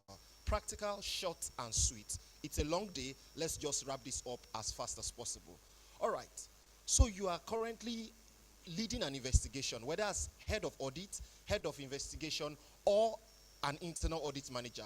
Even you could be someone within the forensic team and handling the legal aspect. Yes, you have this engagement in front of you. And guess what? You are being told that the system that you have to audit is giving you some particular results, but nobody is understanding how this AI system is generating the results. Now, what do? As an internal auditor, as a certified fraud examiner, yes, you call the process owners. And the process owner says, yes, we don't know how this decision was reached, right? The next thing you do is, okay, get me the IT team members. IT is here. Let's do a walkthrough. You know, that's what our audit process, our audit methodology, even our fraud approach has taught us. Let's do a walkthrough of this process to know how this AI system got into the decision. IT is telling you, we too do not understand. And you take a step back. What exactly is going wrong here? IT says, oh, we have a vendor that implemented this for us, because you know most organizations these days get different vendors to implement what's it called, different AI systems. Are we together? Now you schedule another meeting, you even make it physical with the vendor so that everything is what? Practical. And you are asking the vendor in that same meeting, how did the AI system get to this answer? And the vendor is telling you it is proprietary. What exactly is proprietary? Are we together? Are you following this illustration? And you're asking, IT, how did we go live on this same application that we implemented? IT is telling you with evidences. Even the board approved it. We are not even talking of management now. The board approved that we go live on this system. We have the approvers. We did UAT. And even after implementing the AI system, we even did post-implementation review. So IT is justifying their position. But you are asking yourself, in this situation where IT cannot give you response, the process owner cannot give you response, and trust me, the vendor that implemented is telling you that the answer to whatever is on ground, perhaps that particular fraud, is proprietary. They themselves can't give you the solution to it. In that case, all our traditional methods or approach to investigation has practically not resolved the issue. Whether it's your recomputation, your walkthrough process, or even audit trails, is not helping you at that point. And as an auditor, as a CFE, or as an investigator, you are asking yourself, what exactly are we reviewing here? Are we reviewing an error, a bias, or even a manipulation? Are we together? And in this case, you are asking yourself, this fraud that is on ground, I cannot, whether you as the fraud investigator, the IT team, the process owner, and even the vendor, we cannot unravel what has gone wrong in this fraud. Are we together? So the next thing is that I'm saying is, now fraud has just moved away from transactions alone.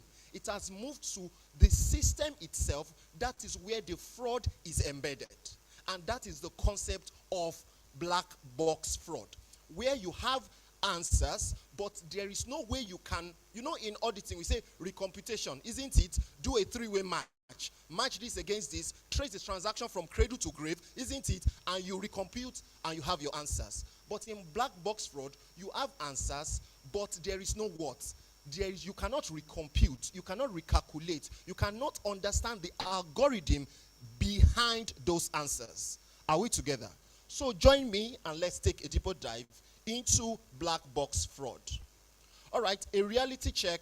Let me just jump this as fast as I can go.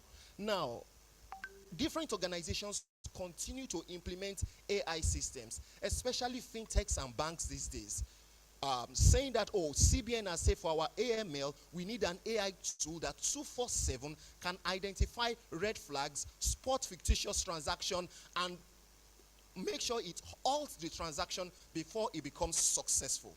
That is the reality we are living in, especially for those within the fintech and banking sector. And everyone is trying to make sure that, oh, this AI tool is implemented before CBN goes around to start doing what? Slamming, what's it called, against everybody. Slamming penalties against everybody. And now, these systems, these AI systems from time to time, they freezes transactions, yes or no, and they flag different items. But the point remains this. Even the fraud investigator or the fraud examiner does not understand the reason, the logic, the algorithm behind those transactions that were being flagged by the AI system. So now, the real question is, those decisions made by these AI systems, how can we explain it?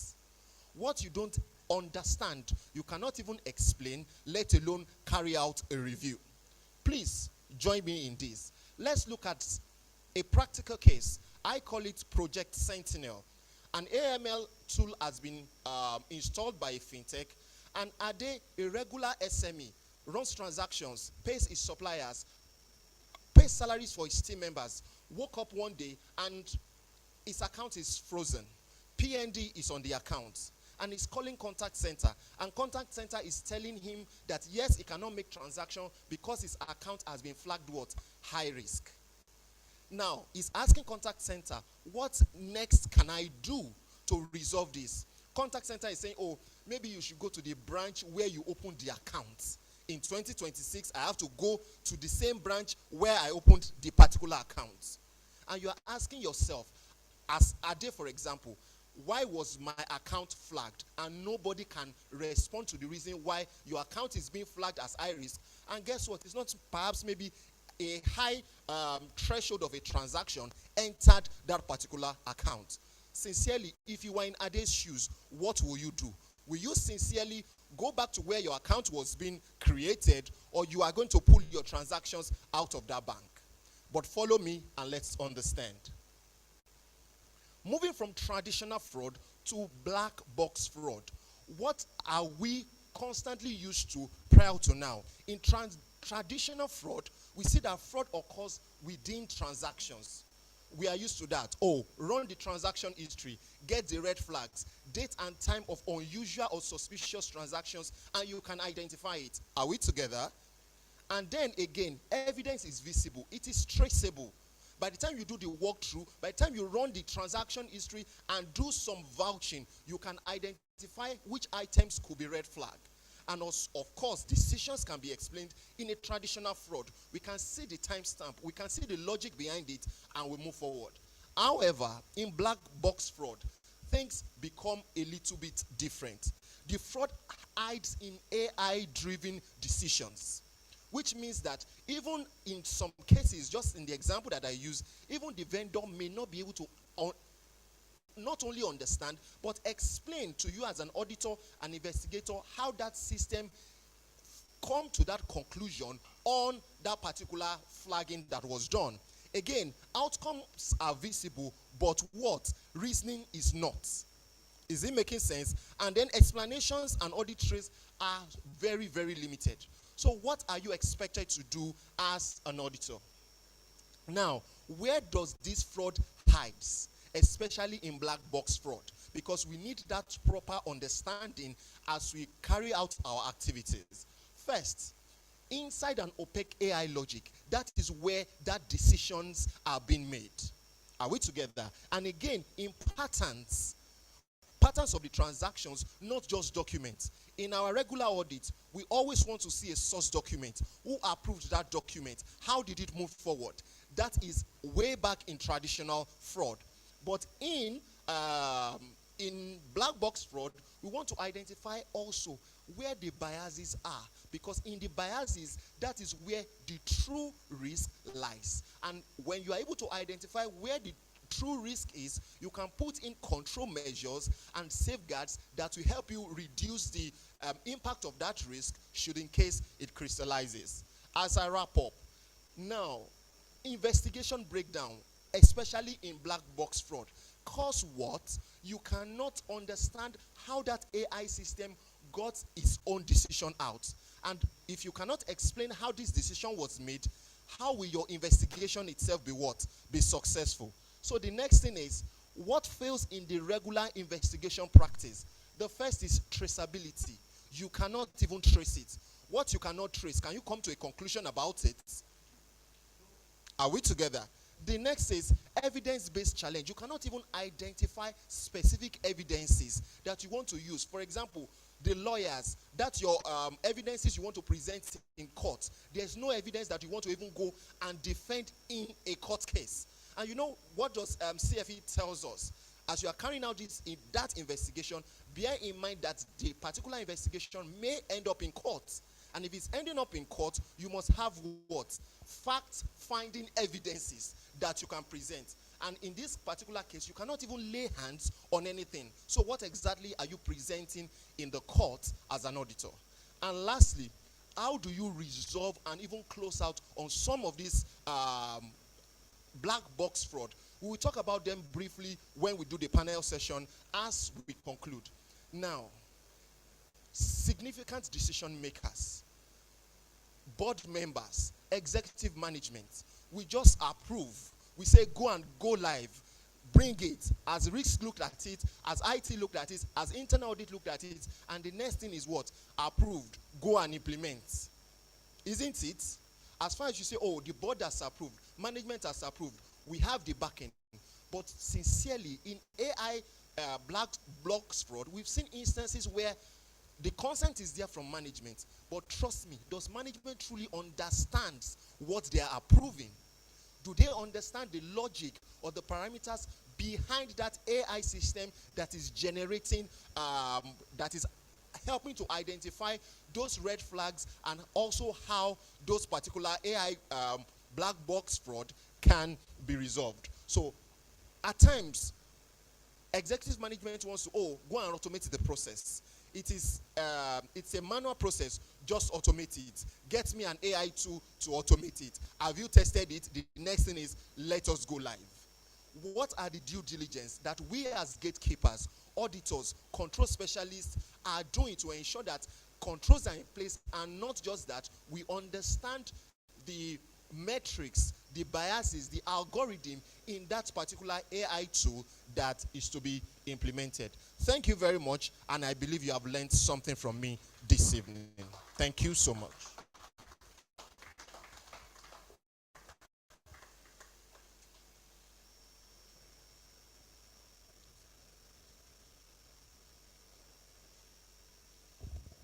Thank you so very much, Mr.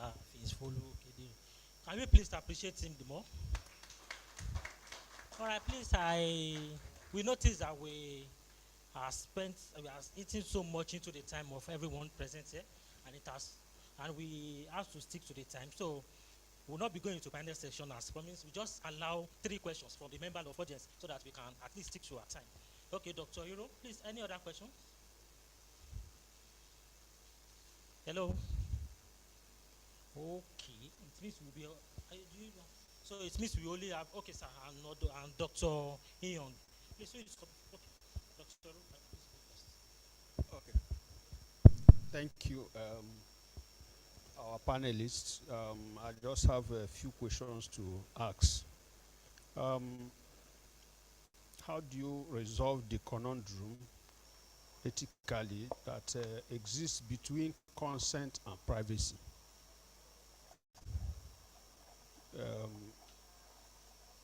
Of course, in data handling. Then another question I'm also asking is, can't explainability and auditability concepts help in handling the black box fraud which you have raised? And finally, what key role do you consider AI governance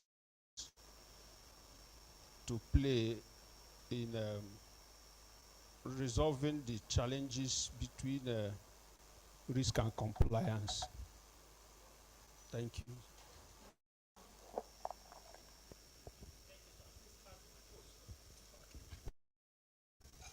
Thank you. Mr. Jai, this coming to you. You mentioned an issue of the board's approval for a system to go live, where the management itself might not have understood the whole system. Now, where do we place the buck?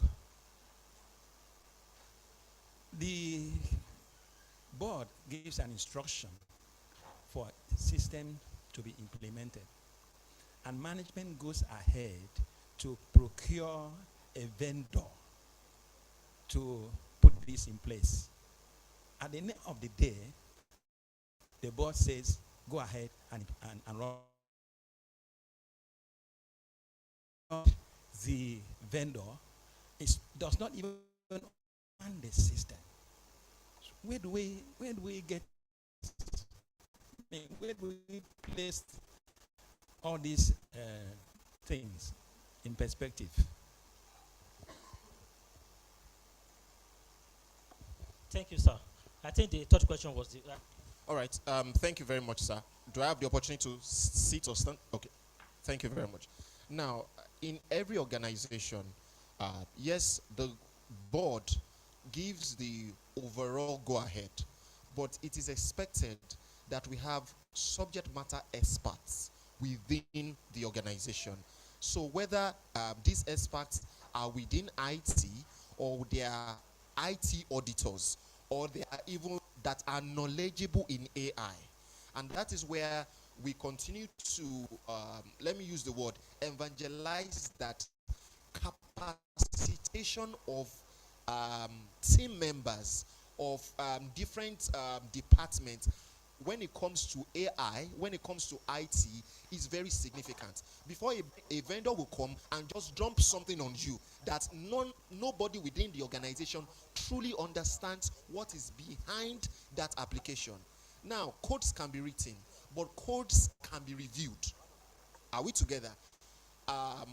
Applications can be developed, but the real point is there are different phases of testings that whether you, even if you don't have the skill in-house, you can get subject matter experts outside to help you review. Because at the end of the day, and that is where we've seen cases of governance failure.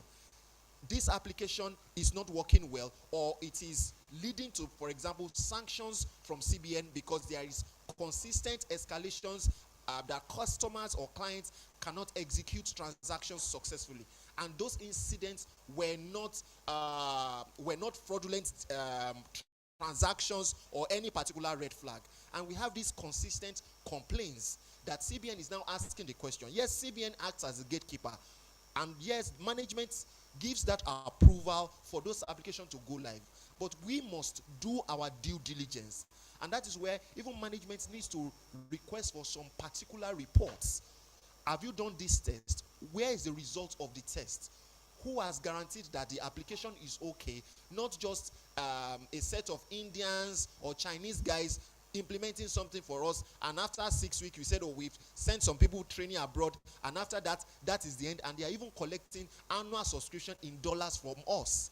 So the point remains that we need to continue to capacitate our team members so that they too can have that knowledge to understand whether it's the algorithm or the bias behind that particular application, so that at the end of the day, the board is not just carrying a risk that they do not understand. These SMEs, in-house subject matter experts, are the ones to give management that reasonable assurance, that confidence that they must go live. And these things must be documented at each of the various milestones. With that, it gives the comfort that is required on these various applications. Hope that gives some clarity to your question, sir.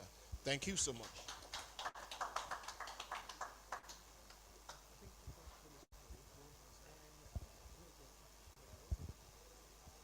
Okay, sir. Dr.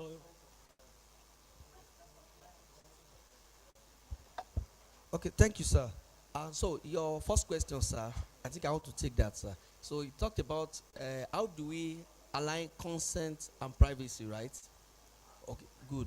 Okay, so basically, we are aware that consent is not enough. It is expected that every organization must help ensure that people have adequate knowledge, understanding of the consent that they are about to give. Now, in every organization, it is expected that there is a privacy policy that is being developed, approved by the management, circulated to every member of the organization. And now, in this privacy policy, it's expected that it's uploaded on the company website. Everybody have a deep understanding of it. But unfortunately, most of the organization, they are all after to protect themselves legally. They are not really interested in deeper understanding or comprehension of those words, privacy word policy. Now, to have a balance, that is where the regulator comes in. Now, consent one way or the other, if an organization can go beyond the legal traditional way of obtaining consent, involving an ethical embedded design in their privacy document, consent will be reached. Now, for every consent, one way or the other, it must be integrated in the privacy policy of the organization. Now, for the privacy policy to be reached, consent should go beyond the ticking of the box. Now, we have said consent must be informed, consent must be freely given, And also, it must be what? Unambiguous. Now, every consent that is being developed by the organization, now, it must be well sensitized by everybody. Now, for it to be ethically acceptable, now it is expected that every consent that is not debatable, then it is not expected to be valid, because most of the organization, for a defensive mechanism, they try to ensure that people don't have full comprehension of the consent, because if they understand the consent, the implication is that there will be friction. Some people will reject giving consent, some will withdraw their consent, and some will also have the opportunity to speak out. Now, in marrying consent with privacy, every organization must ensure, particularly we, the fraud examiners, auditors, and regulators, we must ensure that a risk-based ethical approach is embedded in our AI system.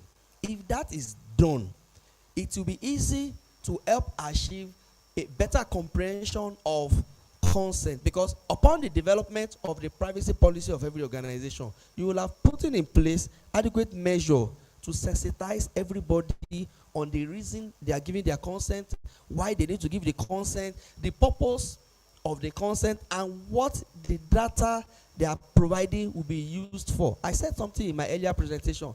A lot of things happen under the downstream of data management and data sharing, which data owners are not even aware of. Now, so where there is an ethical consideration in putting up a privacy policy, now they do say to help enhance the organization and its user, it is expected that there is a design mechanism upon implementation of that policy.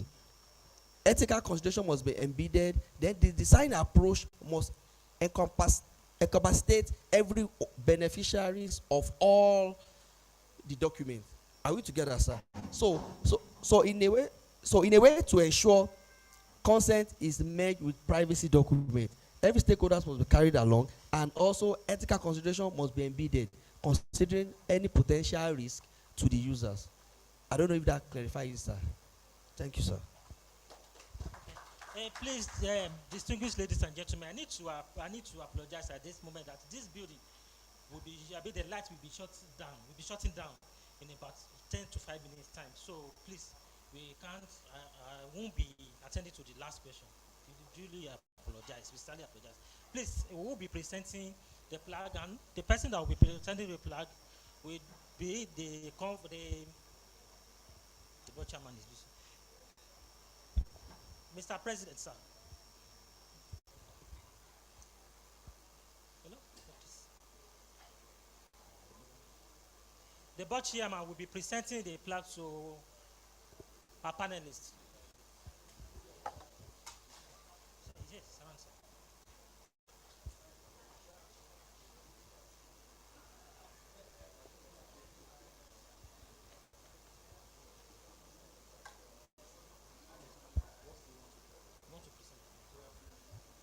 Okay, so please sit down, sirs. So I personally listened to all the papers, and who was the first person? Him. Were you the first person? Okay, I listened to it all, but I joined when you were here. Thank you so much for. Please, can I invite Ayodele Samuel out here? The single ladies and gentlemen, yet another important presentation. Like the moderator said, because even when I was driving, I was listening to him. He said, you bargain for one, but you are going to get three. So that's exactly what the facilitators of this program have been able to achieve for us today.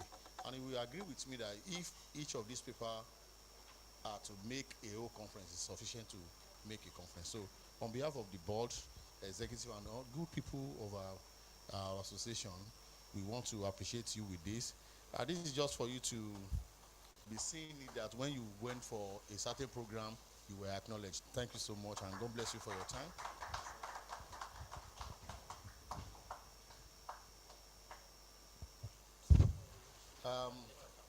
Our letter of appreciation, because we don't want to be using Korea to send it And we don't want to forget that we have not appreciated you.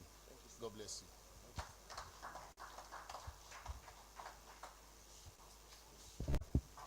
Adebayo Adebesun, CFE.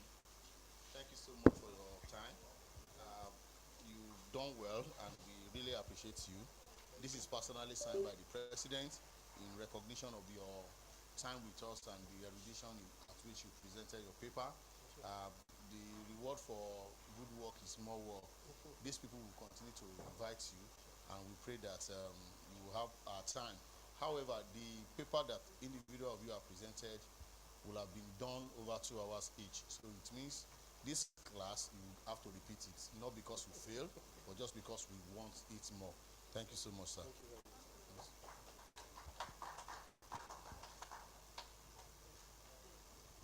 Thank you. Letter of appreciation to you. Don't worry. Are you sure you are giving me correct letter? So don't worry. This is asset. The liability is the envelope. We'll give it to you back. So thank you so much. This is our letter of appreciation. Thank you so much. Please,